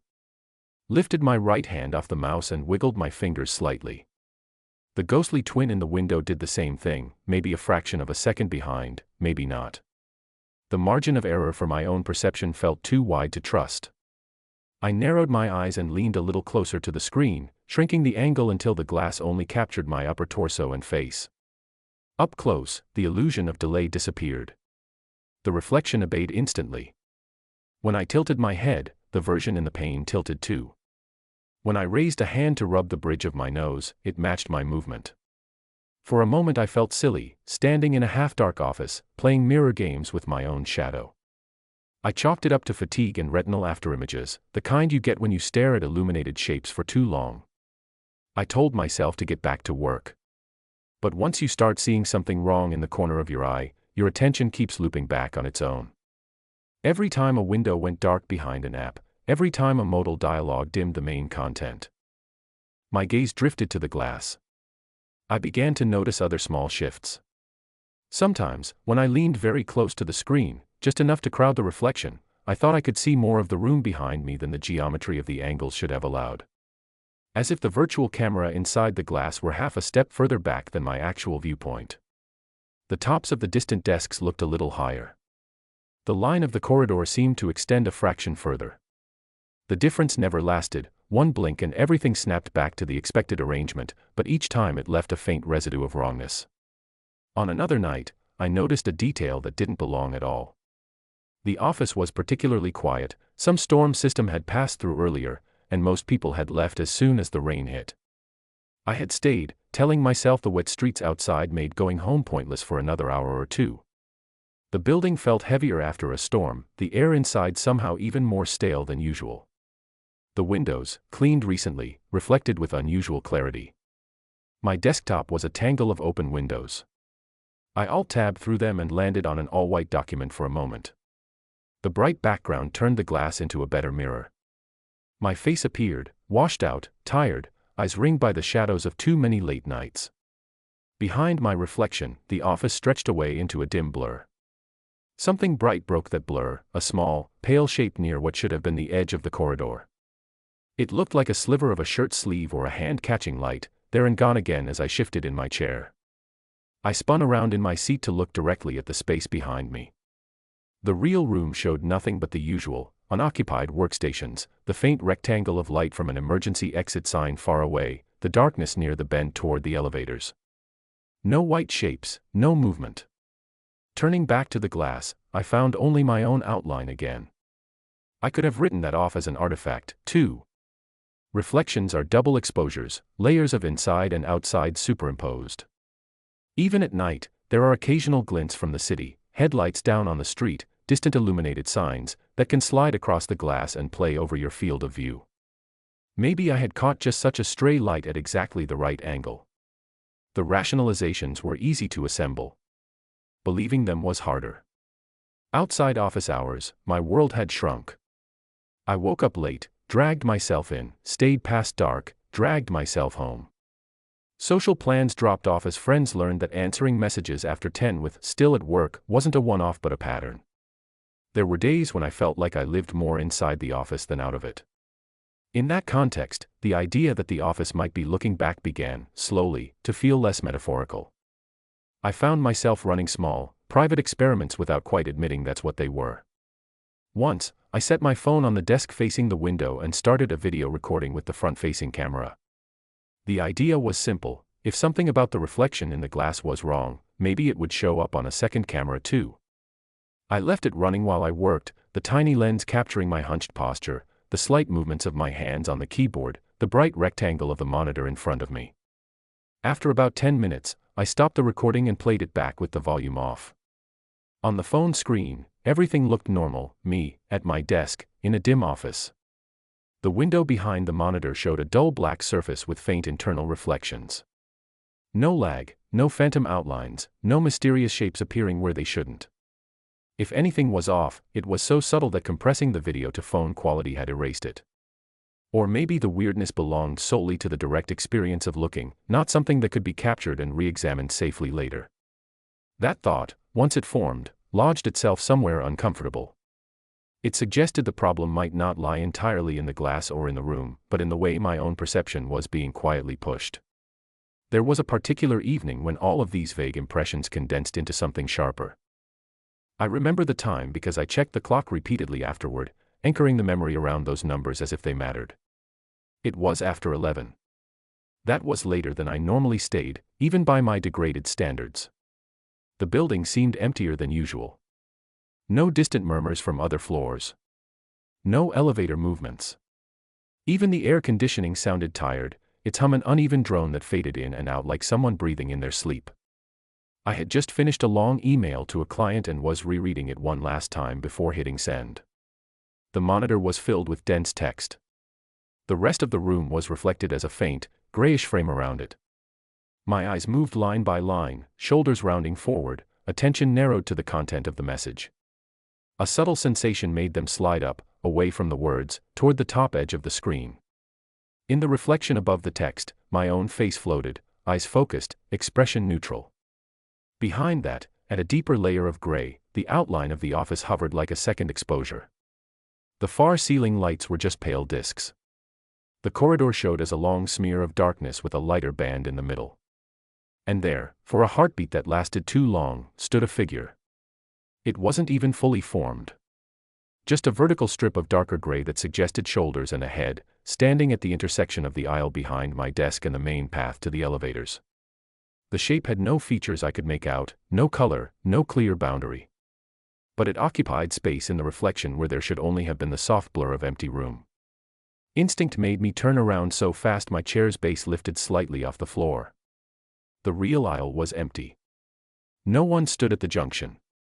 The only shadows were the ones I expected, the tall rectangle of a storage cabinet, the lower blocks of chairs pushed in under desks, the irregular silhouette of a coat hanging on the back of someone's forgotten chair. The air contained the same odor of carpet and recycled ventilation. Nothing moved. My heart pounded in my ears with a volume that made the rest of the building sound almost silent by comparison. I turned back more slowly this time, forcing myself to look at the glass again. The reflection had settled. The only upright figure in the pane was my own. Whatever suggestion of another presence had been there a moment before had either been a trick of angles or had chosen to retreat when observed directly. Those were the two possibilities, and they were equally unsatisfying. I pushed my chair back to put more distance between myself and the monitor. In doing so, I changed the geometry of the reflection again. The composition shifted, my own silhouette shrank, the background expanded. I could see further down the corridor now, more of the windows opposite mine, the faint glow of an emergency exit sign painting a small patch of wall in sickly green. The longer I stared, the more unstable the scene began to feel. Not visibly, nothing moved that shouldn't. But my sense of what was foreground and what was background kept flipping. At times, I felt as if I were the one caught in the glass, and the dark office behind me was the real space observing me in return. That was the moment when the printer, which I had almost forgotten in my attempt to ignore it, chose to remind me it existed. Not with a page this time. Just a short mechanical cough as some component inside it reset or cooled. The sound cracked across the quiet like the first branch breaking in a forest where you thought you were alone. My shoulders flinched before I could stop them. The reflection flinched with me. I realized, with a kind of cold clarity, that the office at night had gradually turned into 3 overlapping spaces for me. There was the physical room, the desks, the walls, the ceiling. There was the mirror room in the window, a ghost copy that lagged by a fraction of perception. And then there was the third room, the one implied by the camera angles in the prints and by the inexplicable vantage points in the reflections, a space slightly offset from the physical, from which someone else's line of sight intersected my own. That someone else didn't have to be a person in the conventional sense. It could have been a network of sensors, badly configured. It could have been an automated system taking snapshots for no reason I understood. It could have been, if I'd allowed myself to lean fully into paranoia, something less easy to name. Whatever it was, it had left traces, photos on paper, images burnt in toner, reflections that didn't always behave the way plain optics said they should. Sleep, when I managed it, did not help. I started dreaming in reflections, standing in front of a mirror that showed me at my desk, watching my own back from the end of an endless corridor. Waking up didn't make that sensation disappear completely. It just layered the real reflections on top of the remembered ones. I told no one. There didn't seem to be a kind of conversation where I could drop. Sometimes my screen shows an angle of the room that doesn't line up with where my eyes are, and expect anything useful in return. At best, I'd get suggestions to take a break, see a doctor, go home on time for once. At worst, I'd be invited into a small room with HR and asked whether everything was okay at home, whether I felt too stressed in my role, whether I might need a leave of absence. Maybe I did. But by then, the idea of leaving the building felt less like escape and more like turning my back on something that had clearly decided I was worth watching. So I stayed. I closed unnecessary windows. I dimmed the screen as much as I dared without straining my eyes. I kept my gaze fixed on the work in front of me and tried not to look at the glass more often than I had to. Still, every so often, when an application froze and left a dark gap on the monitor, or when a modal dialogue popped up against a blacked-out background, my eyes would drift toward the edges. And every time they did, I braced myself for the possibility that, somewhere in the layered grays of my own likeness and the empty office behind it, I would see a shape that didn't belong, a hint of someone else's reflection standing where no one should be, staring back at me from a vantage point I could never quite locate in the room itself. By the time the footsteps started, the building had already taught me something important about itself. It sounded different when you were the only person listening.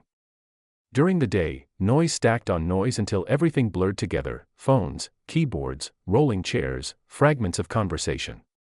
At night, after the last clusters of people disappeared into the elevator and the automatic lights clicked off in sections, what was left wasn't silence so much as a thin, stretched version of sound. Every small noise that remained stood out with sharp edges. The hum of the ventilation stopped being background and became a constant presence.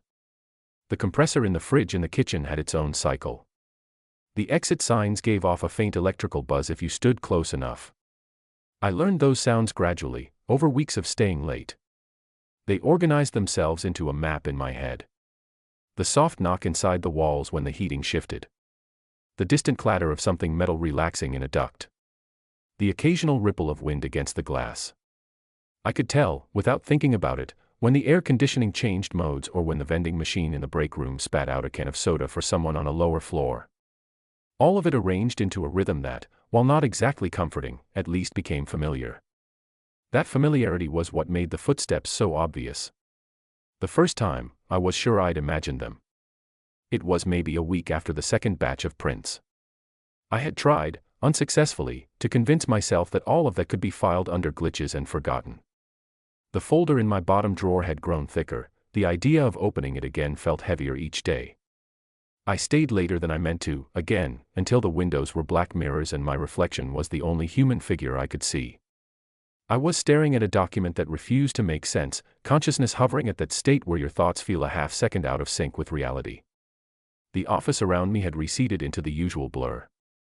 Then, underneath the continuous hum of the building, there was a new sound, a series of soft impacts, evenly spaced, traveling along some line I couldn't see. Footsteps. Not the distant, dull thumps of someone on another floor, filtered through slabs of concrete. Closer. Light enough that whoever it was wasn't stomping, but clear enough that weight was being put down and lifted in a rhythm that matched a human gait. They came from the direction of the corridor that led to the elevators. I lifted my fingers from the keyboard and listened. The steps were far enough away that I couldn't distinguish shoes or pace perfectly, but something about the pattern struck me immediately. There was no hesitation in it, no stop and go of someone checking a phone or searching pockets. It was a straight, unbroken sequence, approaching at a steady speed. Each step landed with the same pressure, the same measured distance between. Someone was walking down the hallway outside our department. That by itself didn't have to mean anything. Security did occasional rounds. Maintenance staff sometimes came up to check on equipment in the ceiling, even late. The rational part of my mind reached for those explanations before my body had time to decide what it felt. I remained seated, as if not moving would make me less noticeable to a person I couldn't see. The footsteps drew nearer. They reached the point in my mental floor plan where the corridor passed the glass wall of our section. From experience, I knew that if I stood then and turned, I would see whoever it was move past, their shape briefly framed by the vertical bars and reflections. Instead, the sound slid by without any accompanying shadow across my peripheral vision. I didn't turn around. I told myself I was giving whoever it was privacy, the way you look away when someone passes your desk after hours. The real reason was smaller and more honest. I wasn't sure what I expected to see, and I wasn't ready to confront the possibility that there might be nothing there at all. The steps continued past the entrance to our open office, heading toward the elevators. They didn't slow as they reached the bend in the hallway. No pause at the buttons, no shift in weight before stepping into the lobby. The sound simply extended into that space, then stopped. I waited for the mechanical response. The soft chime of the elevator. The hydraulic sigh of the doors. The faint change in air pressure that accompanied the car's movement. Nothing came. The building returned to its original palette of noises, ventilation, electronics, the distant whisper of something unseen expanding or contracting somewhere deep in the structure. The absence of the footsteps rang in my ears longer than the footsteps themselves had. It was like listening to a song that cuts off mid-note and never resolves. I sat without moving for a long moment, counting my own heartbeat, letting my breathing catch up. Eventually, I forced myself to stand and walk to the glass wall. The corridor beyond was empty. The strip of overhead lights carved a pale path between the meeting rooms and the elevator lobby. The carpet showed no sign of recent passage beyond what countless shoes over months had already worn into it. At the far end, the metal doors of the elevators were closed and still. The floor indicators above them showed nothing. There was no way to prove that what I had heard hadn't been some quirk of the building. Sound behaves strangely in empty structures. It can bounce and echo in ways that make something happening 2 floors below seem as if it's right outside your door. I told myself that as I returned to my desk, trying to fold the footsteps into the same category as the odd knocks and creaks I had learned to live with. But the mind does not forget dissonance easily. Once you've heard something you can't place, it becomes a reference point. The next time anything similar happens, it doesn't arrive in isolation, it arrives with that earlier memory attached. The second time, a few nights later, was worse. If the first occurrence had been ambiguous, the second stripped away most of that ambiguity. The building was even emptier that night. A storm had rolled through earlier in the evening, drumming rain against the windows, making the glass shiver in their frames. By the time I realized I was the last one on our floor again, the rain had slowed to a fine, steady tapping, like fingers rapping faintly on a tabletop. Occasional gusts of wind forced a low moan out of the ventilation system as air pushed back against its usual flow. I was putting my laptop into sleep mode, a small victory in itself, having decided for once to leave before midnight. I had already gathered my bag, stacked my papers, slid the bottom drawer closed over the folder that now felt like the heaviest object in the room. That was when the footsteps started. They came in cleaner this time, unmasked by the day's fading noise. Starting as a distant pattern at the far end of the hallway, they moved toward our section with that same unbroken rhythm, heel, toe, a calm and unhurried pace. Not fast enough to be someone in a rush. Not slow enough to be someone wandering aimlessly. Purposeful. Exact. I straightened instinctively, muscles tightening. My hand paused halfway to the power button on my monitor. My shoulders felt suddenly exposed, as if I were standing in an open field rather than among the familiar partitions of the office. As the sound drew closer, I noticed something else. There was no accompanying noise of clothing, no rustle of fabric, no creak of the floor under shifting weight. Only the direct, isolated impact of soles on carpet. It was as if whatever was making the sound existed only in the contact point with the ground. The steps reached the stretch of corridor outside the glass wall again. And again, there was no shadow across my vision, no slight distortion in the light that would suggest a physical body passing between fixtures. Just the steady tap of invisible feet on the floor, moving at the exact pace of someone casually walking past. This time, I turned my head. The hallway was empty. Not empty in the sense of no one in motion. Empty in the way a photograph is empty when nothing living is in frame. Walls. Doors. A fire extinguisher mounted in its glass case. A framed emergency exit map. The functional, dull objects of a commercial space resting in the pale wash of evening lighting. The sound persisted, sliding along that space without matching anything I could see. It reached the corner by the elevators, curved around it in my mind's ear, then came to a stop as abruptly as if someone had turned off a recording. I walked toward the glass. Each of my own steps sounded too loud, as if they didn't belong.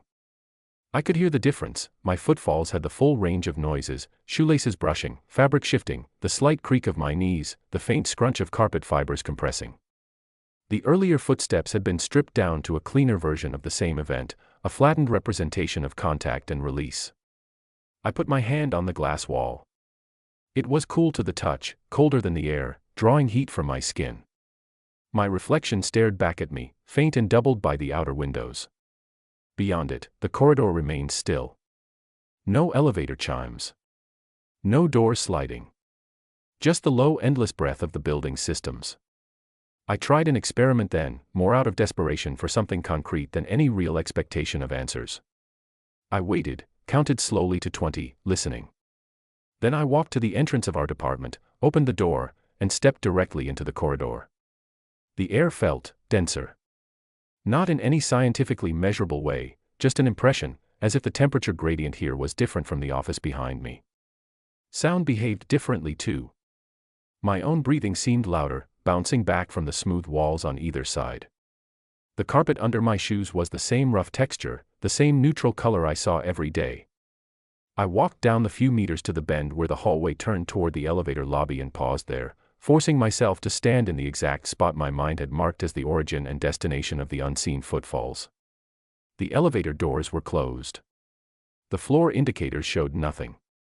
The small camera dome in the corner of the ceiling stared down with its opaque, glossy eye. Somewhere else in the building a compressor turned on with a muted clank, but up here, nothing moved. If someone had been on the floor with me, they had left no obvious trace.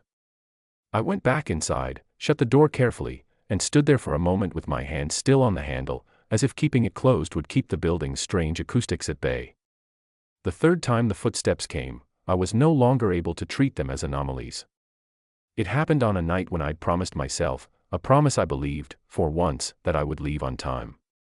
I had packed up at 7, actually turned off my monitor instead of just letting it sleep, even shut down the noisier of the 2 desk fans that usually ran under my open workstation. I had put on my coat. My bag was on my shoulder. I was 3 steps from the door. The first step sounded behind me, in the far distance of the corridor. Then another. Then another. A slow, measured approach, like the previous times. The difference was my position. Instead of being seated at my desk with the corridor in my peripheral vision, I was directly aligned with that opening, facing the glass. There was nothing between me and the dark stripe of hallway except transparent panes and a few meters of air. I stopped walking. The strap of my bag pulled at my shoulder as it settled.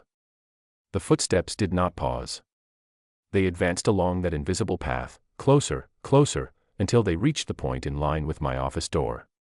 The sound was so clear in the frame of that moment that I could almost match each impact to how far the stride would be on the carpet. It felt as if someone were passing directly in front of the entrance, separated from me only by the thickness of the glass and the door frame. The corridor remained visibly empty. There is a strange dissonance that sets in when your ears and eyes deliver irreconcilable information. One sense insists on presence, the other on absence. In that gap, your body often defaults to the oldest available reaction, stillness. I didn't move. The steps past the door, faded slightly as they continued toward the bend, then stopped just before where I knew the elevator lobby began. The silence that followed was heavy, pregnant with expectation. Seconds stretched. I found myself waiting for the sound of an elevator arriving, not because I wanted one to, but because my mind needed something to complete the sequence. Nothing came. No chime. No doors. No change. The building held its breath. When the air conditioner cycled a moment later, the rush of air through the vents was loud enough to make me flinch. For the first time, I let myself name a possibility I had been avoiding.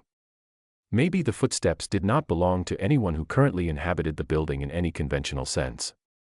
Maybe they were an echo of some pattern the space had learned long ago, replaying itself in the absence of actual people. The same route walked enough times every night, the same weight, the same pace, repeated until the structure itself remembered and carried on even when the original source was gone. Or maybe there was still a source, one that existed in the overlap between half-seen images and misbehaving devices, between prints that appeared on my desk unrequested and elevators that stopped on empty floors.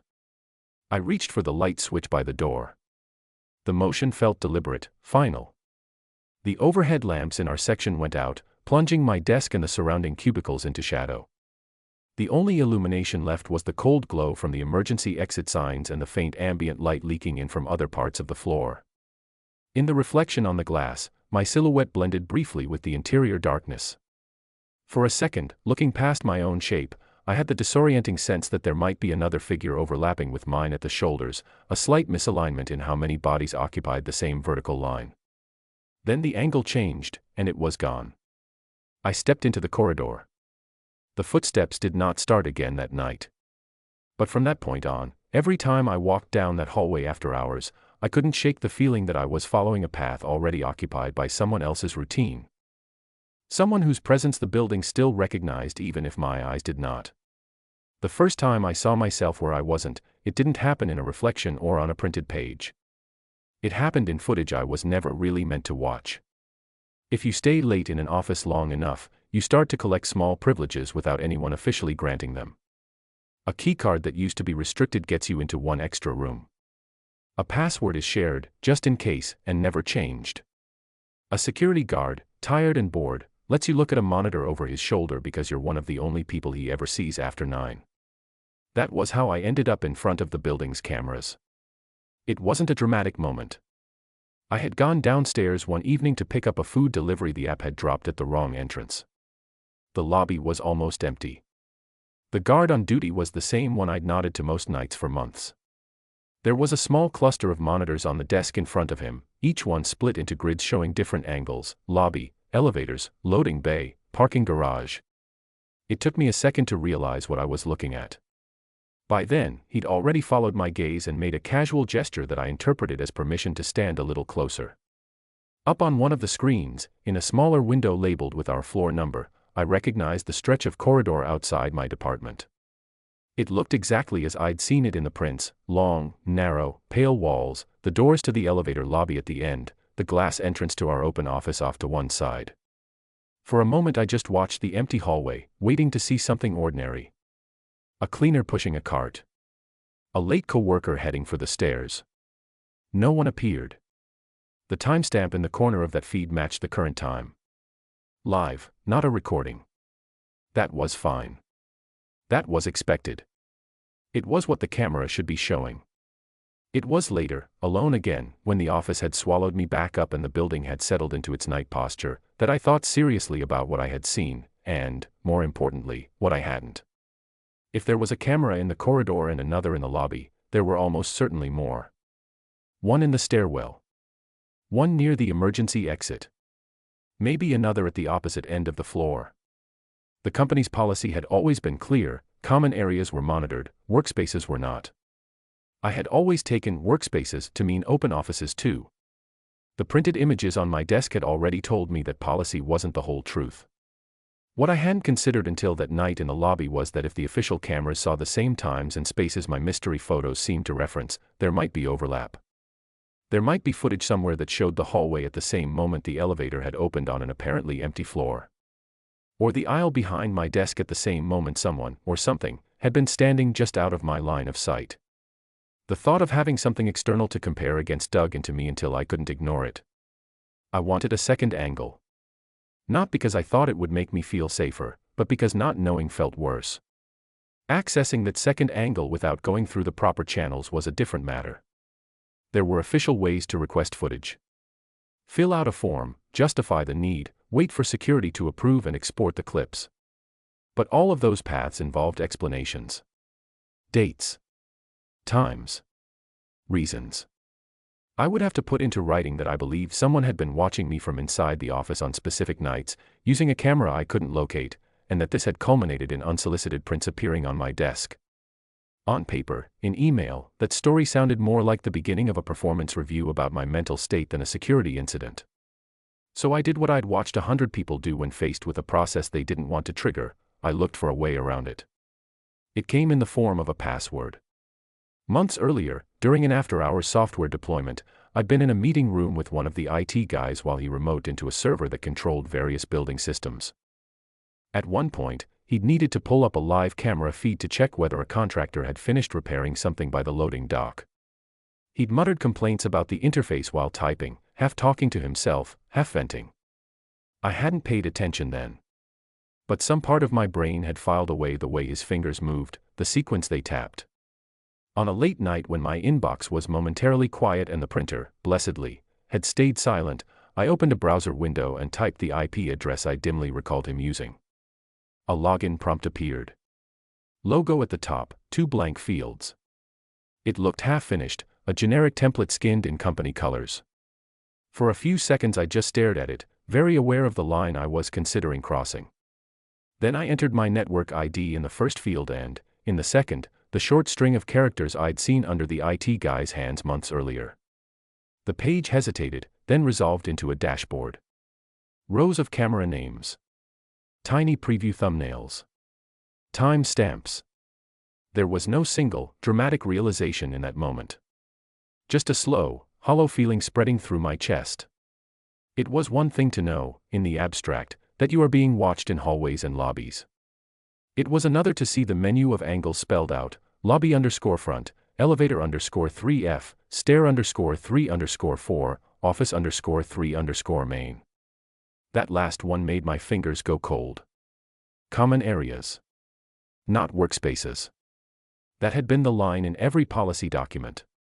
But there it was, office_3_main, a feed I shouldn't expect to exist under that name at all. I clicked. The window showed my floor from a high vantage point near the far corner of the open office. The camera's view swept across rows of desks, aisles, the tops of computers, the pale patch of the corridor beyond the glass wall. From here, my workstation was a familiar shape in the middle distance, the same crooked monitor, the same backup chair I'd dragged over months ago, the same stack of folders on the left. The feed was live. The timestamp matched the time in my taskbar. More unsettling, the person sitting at my desk matched my clothes exactly. I watched myself in third person. In the camera's view, I was hunched over the keyboard, head angled down, fingers moving. The monitor's content was blown out in the exposure, just a bright rectangle. My face was mostly obscured, but the line of my jaw, the slope of my shoulders, even the way I shifted my weight from one elbow to the other, all of it was mine. Recognizable in the way everyone recognizes their own body language on video and hates it. There was nothing supernatural about it. This was exactly what you'd expect a camera in the corner of the room to capture. It was also exactly what my company's internal rules said would not be captured, at least not in the open workspace. Seeing it exist cut through a layer of denial I hadn't realized I'd wrapped around myself. I let the feed run for a few minutes. The only movement in frame was me. No one walked past, no elevator doors appeared in this view, nothing shifted in the background. The room looked smaller on the screen than it felt in person. Contained. Manageable. The overlay in the corner showed the camera ID and the current date and time, neatly stacked. Thinking of the printed images, I checked the formatting of the timestamp. It was similar, but not identical. Same order of day, month, year. Same 24-hour clock. But the prints had lacked the camera label. They'd been cleaner, more anonymous.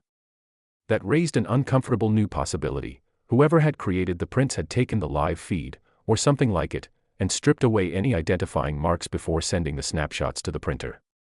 Or there was another camera. The idea branched and branched. One option less comforting than the last. I almost closed the tab then. Almost told myself that I'd satisfied my curiosity just enough to know I'd been right, I was being recorded. That was it. That was the whole mystery. No need to look deeper. Accept the violation, file a complaint in the morning, move on. But there was a nagging thought at the back of my mind, the elevator that had opened on an empty floor. The shots in the first batch of prints that didn't match this camera's angle exactly. The one frame where something like a shoulder intruded at the edge of the lens. And the reflection in the window that had, for a heartbeat, shown a figure behind me where none should have been. On impulse, I scrolled back. The interface allowed quick navigation by time. A calendar, a time scrubber, jump buttons in half-hour increments. I clicked back to the night the elevator had first stopped on 3, and no one had appeared in the corridor. The place where the first photo of me at my desk had surfaced from an idle machine.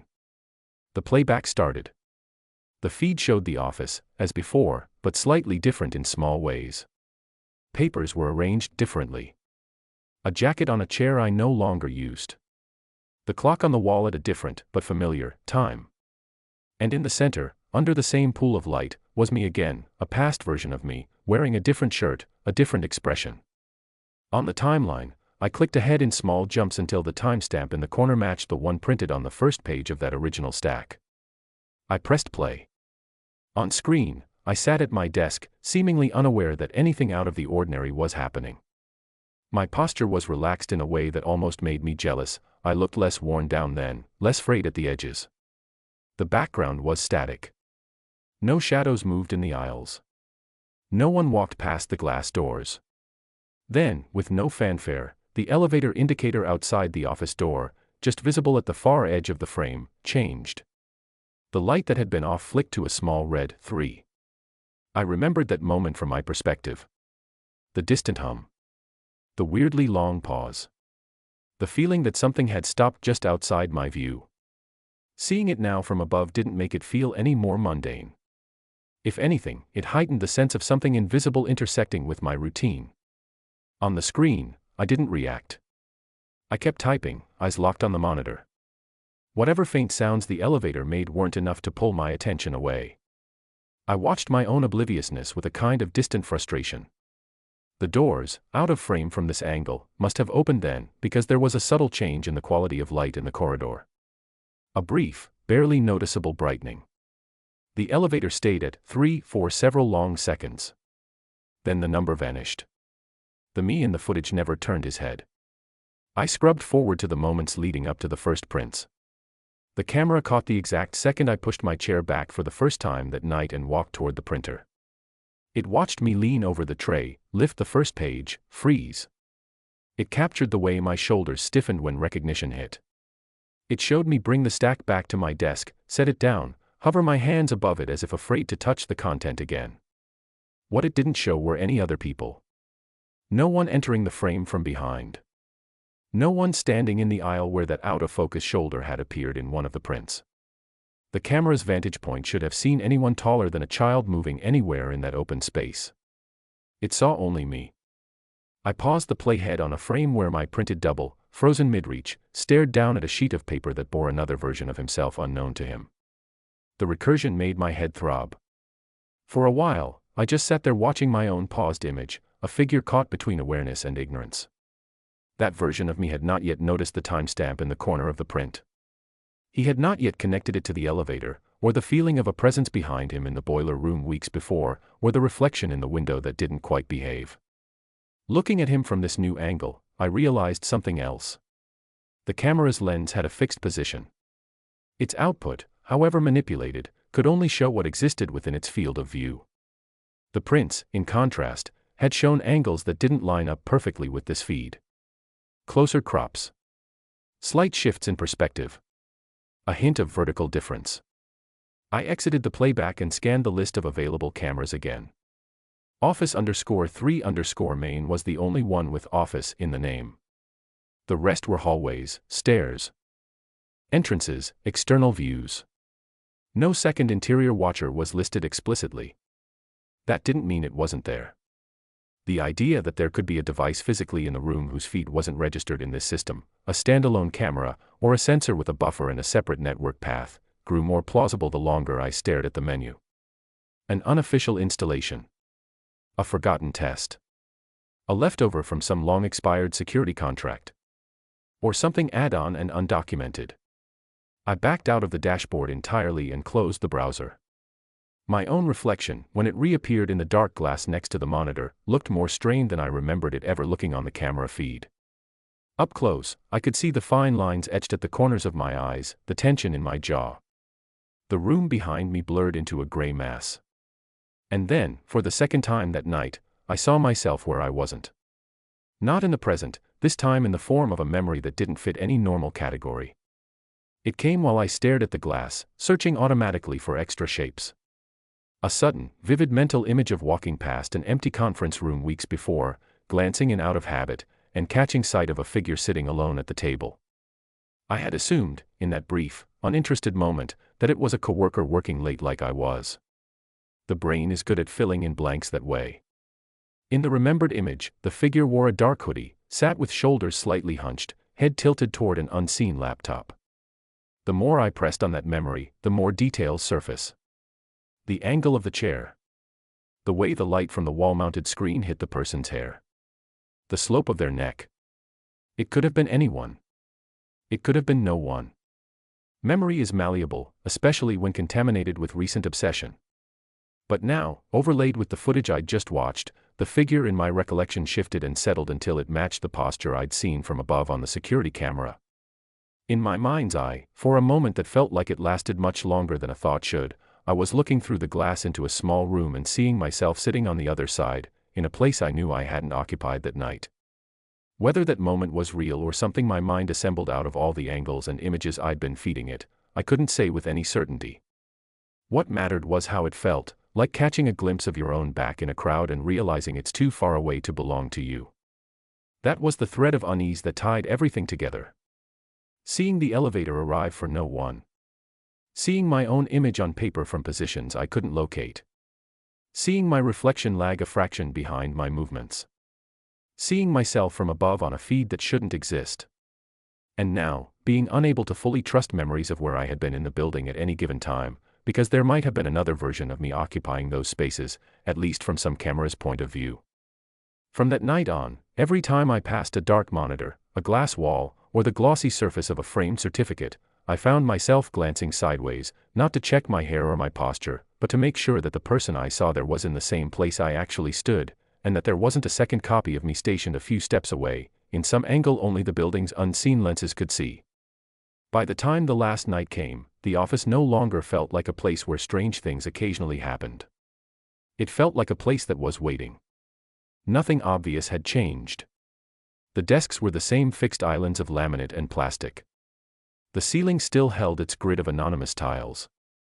The elevator still chimed with the same soft, indifferent tone whenever it stopped on a floor. Even the printer looked unchanged, a scuffed rectangle with coffee stains near the edge of its top tray.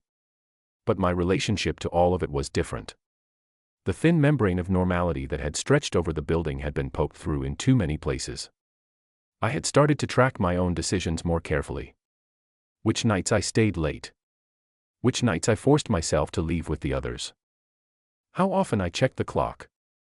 How often I glanced toward the glass. These were small acts of control in a situation that had begun to feel like it was mostly being controlled from somewhere else. On that last night, I didn't intend to stay. That still feels important to say, even now. I came in that morning with the quiet promise to myself that I would leave at a reasonable hour. The day had been bad, too many emails, a tense meeting about missed milestones, an offhand comment from my manager about visibility into your hours that landed heavier than it should have. By late afternoon my head hurt in that dull, deep way that no amount of coffee can fix. At 6, I watched most of the floor empty on schedule. Jackets went on. Chairs pushed back. Good nights drifted over partitions, each one a small amnesty. For a moment, I stood up with everyone else. My body went through the motion of closing browser tabs, gathering my notebook, pushing my chair in. It would have been so easy to walk out with them.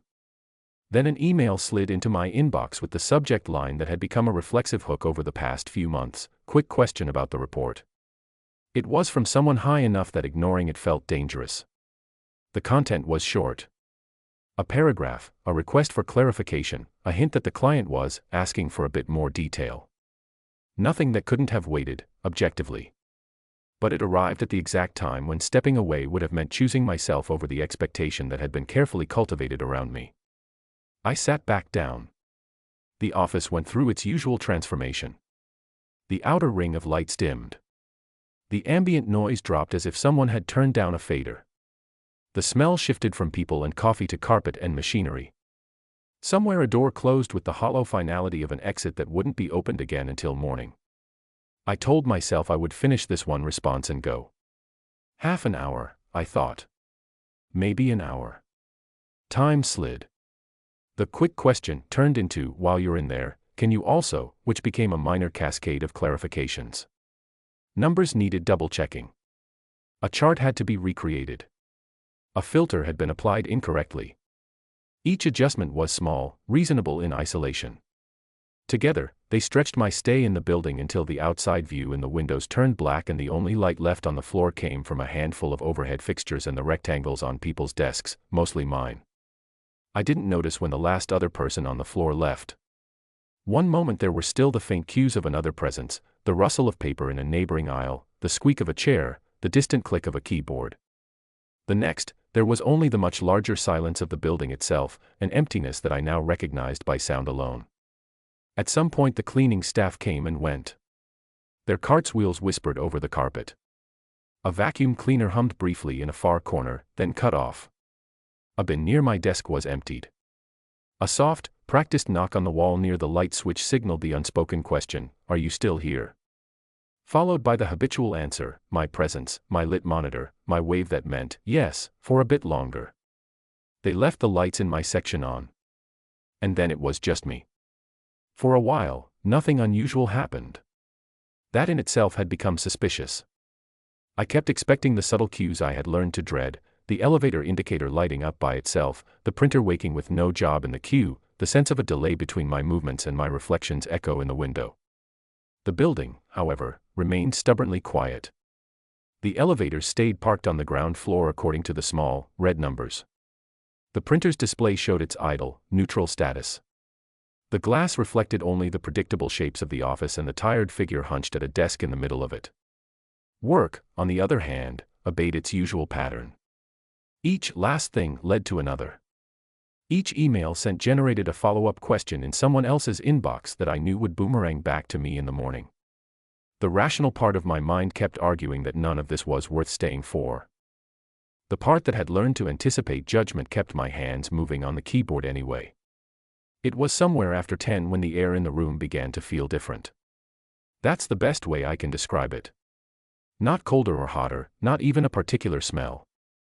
Just a sense that the density of the space had shifted, the way a closed room feels just after someone walks into it, before you actually register their presence. A subtle pressure.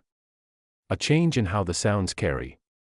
I was already half expecting it when the elevator moved. The indicator for our floor had been dark for hours. Now, at the edge of my vision, through the glass wall and down the corridor, the small red segments flicked on and climbed. 1, 2, 2. A pause. Then 3. The hum of the motor followed, so soft it barely registered over the faint whir of my own machine. I stopped typing and let my hands hover above the keys. The cursor on the screen blinked in a patch of white space, waiting. The building, for a moment, seemed to hold its breath. The elevator arrived on our floor. The display stayed at 3. There was the quiet chime I had come to dread, at this hour more than any other. Then the sound of the doors sliding open. I didn't turn my head right away. There was a superstition I hadn't known I'd formed until that moment, the idea that if I didn't look, whatever was out there might continue to behave as if it were unobserved. A ridiculous thought, but it came with a logic born from long evenings of half-seen movements and unexplained prints. Someone had been watching me without my knowledge, the least I could do was delay acknowledging them. The corridor remained silent. No footsteps. No rustle of fabric. No voice. The elevator's doors stayed open longer than seemed necessary. In the reflection of my monitor, I saw the faint change in light intensity where the hallway met the glass. A brighter patch, as if the interior of the elevator were adding its own layer of illumination to the building's dim palette. I counted seconds in my head. 5. 10. 15. Eventually, the doors closed. The sound reached me as a muted, double thump. The indicator above the frame didn't change. Still 3. That was new. Before, the car had gone back to 1 almost immediately after closing. This time, it seemed to be staying on our floor, dormant but present. My own reflection in the window looked more like a cutout than a person. The eyes lacked detail at this distance, just dark hollows. The shape of my shoulders was rigid. It occurred to me, not for the first time, that from the point of view of any camera in the room, I had probably looked like this for months, a static figure in the same spot, night after night, moving just enough to prove I was alive. The rational thing to do would have been to pack up and leave at that point. Turn off the monitor, walk to the elevators, ride down past whatever was waiting on the other side of that closed door, sign out at the front desk, go home. I thought through the steps, shutting down, grabbing my bag, the feel of the keycard in my hand, the weight of the building pressing down above me as I walked along the corridor. I stayed seated. Part of it was inertia. After a certain point, getting up feels like admitting something is wrong. Another part was a stubborn curiosity that had been fed too much already. The building had been making moves for weeks. Printing images without being asked. Showing me angles of myself I hadn't consented to. using its old, indifferent systems to communicate that I was not alone in the way I had believed. There was a small, hard core inside me that had become tired of feeling like the only passive participant in that exchange. The printer started up. This time, the sound cut through everything. The electric buzz. The snap of relays. The whine of a motor gearing up. I didn't need to check the screen to know there were no active jobs in my queue. I had closed everything except the report I was editing. No one else on the floor could have sent anything. The cleaning staff had left. Security, if they wanted to print something, had closer machines. The first sheet slid through. I stood immediately. The chair rolling back and bumping into the partition behind me. The noise felt shockingly loud. In some detached part of my mind I thought, if someone is listening, they know exactly where I am. I didn't hurry toward the printer this time. I watched it from where I stood, one hand on the back of my chair. The stack in the tray grew by 2, 3, 4 pages. The machine's fan hissed as it warmed. The blue glow of its display washed faintly over the nearby desks. The building around the scene remained otherwise still. No elevator chime. No doors. No steps. When the last page dropped, the printer stopped as abruptly as it had begun. No error messages. No beeps. Just the return to that low readiness hum. I walked over. The papers were warm when I picked them up, just as they had been the first time. The toner smell was sharper now, as if the machine had been engaged more heavily. There were fewer pages in this set, 5, maybe 6. The top one, unlike the previous batches, was not a full-page image. It had a narrow band of black and white across the middle and blank space above and below. I raised it closer to my face. The strip of image was a wide shot of the open office, taken from a high corner. I recognized the perspective immediately. It was the same camera feed I had seen from the security dashboard, office_3_main. My own desk sat near the center, chair slightly angled, monitor glowing. In the frame, I was standing at the printer, stack of paper in hand, caught mid-motion. It was now rendered in monochrome and static. The timestamp in the corner was accurate down to the minute. It was, essentially, a live photograph of me holding a live photograph of me, nested inside itself. The second page zoomed in. The camera had apparently done what I had done many times in the dashboard, click to focus on a particular region. The image now centered on my body. I looked smaller on paper than I felt, a patch of dark clothing in a sea of pale surfaces. The stack of pages in my hands was visible, a white rectangle within the larger composition. The third print broke the pattern. This time, the camera's angle had shifted to something impossible. The view was no longer from the corner of the room. It was from somewhere above and slightly behind my shoulder, looking down at both the printer and my desk in a way no mounted device in the building could manage. My head and upper back dominated the foreground, out of focus.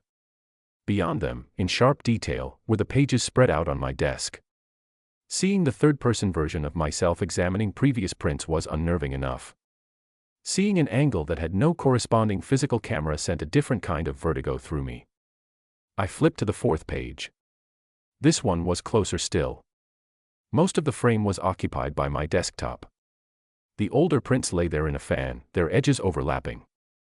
The top sheet bore my own image at the computer. In this image of an image, my face was about the size of a thumbnail. The grain of the print made it look like something from an old newspaper. The camera, whatever it was, had captured even that grain faithfully. There was no fifth page. I checked the tray to be sure, but that was the end of the stack. 4 pages total. Each one folding my perspective back on itself another time. Me working. Me discovering that I was being watched. Me looking at evidence of that watching. Me being watched while looking at it. The idea that the building, or some intelligence within it, was trying to make a point was ridiculous on its face. Printers don't send messages. Cameras don't choose subjects. Systems don't develop intent. But standing there with the pages in my hand, it was hard to reject the sense that something had been escalating deliberately. First, proof that I was being seen when I believed I was alone. Second, angles that suggested a watcher right behind me, close enough to see detail I hadn't noticed myself. Third, footage of me from a system I had thought only monitored hallways. Now, images that collapsed all those layers into one set of nested frames, delivered at the exact moment when I had once again allowed myself to be alone in the building. The simplest reading was that someone, some human somewhere, had set up an unauthorized camera and was playing an elaborate game. Using the network. Using the building's infrastructure. Using scheduled scripts or remote access to trigger prints and capture feeds. If that was the explanation, then this was harassment at best, predation at worst. The more I tried to picture the person behind that, though, the less plausible it felt. Who would invest that much effort into watching one overworked analyst sleepwalk through overtime? Why the timestamps, the angles, the insistence on matching the exact times when I was most isolated? Why not choose more obvious intimidation if intimidation was the aim? There was another possibility I had been edging around for days, not because it made sense but because it had grown with every small incident, the idea that the building system, a patchwork of cameras, printers, servers, and software, had accumulated enough overlapping inputs and half-finished configurations that it had begun operating according to patterns no one had intended. An emergent behavior, for lack of a better term. A habit of noticing me because I was the most consistent factor after hours. Whichever version I believed, the conclusion was the same. I no longer wanted to be the person sitting in the middle of its field of view. The decision to leave came on like a sudden physical sensation. One moment I was standing at the printer, papers in hand, caught between anger and fear. The next, I felt a deep, heavy exhaustion that had nothing to do with the hour. It was the kind that comes when you realize that whatever game you've been tolerating has no winning condition for you. I didn't finish the report. I closed the open windows on my computer without reading the confirmation prompts. Unsaved changes were lost. Let them be lost. The consequences at work could be dealt with in daylight, with other people present, with the normal tools of explanation and apology. The consequences of staying longer in that room with those systems watching felt less negotiable. I shut the machine down. The monitor went dark, taking my reflection with it. For a moment, the only visible light near my desk came from the small LED on the power strip and the glow of the exit sign in the distance. The elevator indicator still showed 3. I gathered my things with more care than usual even though nothing about the items themselves required it. Notebook. Phone. Badge. The folder with the prints, I hesitated over that one. Leaving it in the drawer felt like leaving evidence in the building's possession. Taking it home meant bringing a piece of whatever this was into my personal space. In the end, I slid the folder into my bag. Whatever happened next, I would rather have those pages where I could see them. Walking out of the open office felt like stepping onto a stage I knew had cameras on it. The glass doors sighed as they closed behind me. The corridor stretched ahead, longer than usual for how well I knew its length. The walls on either side were lined with framed prints of generic inspirational imagery, mountains, forests, abstract graphics with corporate slogans. At night their glass surfaces turned them into a gauntlet of small mirrors. In each one, a distorted version of me walked toward the far end. The elevator lobby, when I reached it, was empty. Both doors were closed. The panel between them glowed faintly. The call button's ring of light was off. Above one door, the red 3 held steady. The car was there, on the other side of the metal, waiting. For a long moment I stood in that small space and listened. No sound seeped through from inside the shaft. No distant creak of cables. No machinery shifting. The silence felt deeper here than in the open office, as if the walls were thicker. If anyone had been in the car, they were still. If anything was in there, it gave no sign. I considered the stairs. The door to the emergency stairwell was a heavy, metal slab with a crash bar. Once opened, it would close behind me with an echo that carried down the concrete flights, announcing my movement. There were cameras there too, I had seen their feeds. Going that way would not be unseen. But the idea of ordering the elevator, stepping into a small, enclosed box that had clearly played some role in whatever was happening, held its own special dread. The compromise I arrived at was not logical. It was something else. I raised my badge to the reader next to the elevator panel. It beeped, low and muted, acknowledging my identity. I pressed the call button. The ring of light around it flared white. The 3 above the door blinked off, then back on. There was a distant whir as the system engaged. The doors slid open with their usual, smooth motion. The car was empty. Brightly lit, walls clean, stainless steel surfaces reflecting the lobby. The camera in the ceiling, a small, black dome, watched from its corner. The floor indicator inside showed 3 in calm, red segments. It looked like every other late-night ride I had taken up to this floor, and back down, on all the evenings before any of this had started. I stepped inside. The doors closed behind me with the familiar, soft sigh. The motion of the car as it began its descent was gentle. My body swayed with it, muscles anticipating the change automatically. The panel to my right showed the floors ticking down, 3, 2, 2, 2, 1. In that brief, enclosed descent, I had the odd, strong sensation that the building could see me more clearly than ever. Not from a distance, not through overlapping vantage points and reflections, but as a single, contained subject in a box designed to be watched from all angles. The doors opened on the lobby. Warm light spilled in. The guard looked up from his screen with the same mild expression he always wore at that hour. Somewhere in the far corner, a cleaning cart clinked as someone rearranged supplies. The outside doors were dark glass, showing a distorted view of the street and the occasional passing car. I signed out. My hand on the pen left a small smear of toner smell on the paper, as if it had followed me from the prints in my bag. The guard made a note against my name. His pen moved. A routine gesture. No reaction to anything unusual. No sign that alarms had gone off, that systems had flagged my presence, that the building had whispered my story into his earpiece. Maybe it hadn't. Maybe this entire chain of events existed only at the intersection of my perceptions and the building's anonymous mechanisms. I stepped outside. The air had that thin, late-night chill that sits just above freezing without committing. The city sounded muted, fewer cars, distant sirens, the occasional gust of wind scraping along the street. When I turned to look at the building, the windows of my floor were dark. No hint of the light that had been above my desk minutes earlier. The elevator bank inside left no imprint here, hidden behind featureless walls and tinted glass. If there was a face to the structure, I couldn't see it. I walked home, the weight of the folder in my bag a small, steady reminder against my hip. That was the last night I worked alone in that office. After that, leaving on time stopped being an aspirational thought and became a rule I enforced with the same rigidness I used to reserve for client deadlines.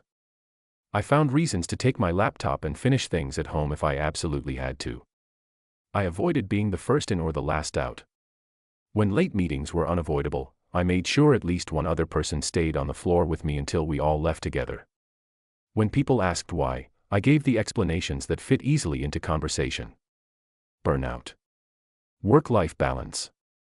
Health. All of those were true. None of them were the whole truth. The whole truth is that at some point the building had started to behave like a mirror that didn't just reflect what was in front of it, but chose what to show and when. And once I realized that, it no longer felt safe to give it the quiet, uninterrupted time it seemed to need to look back.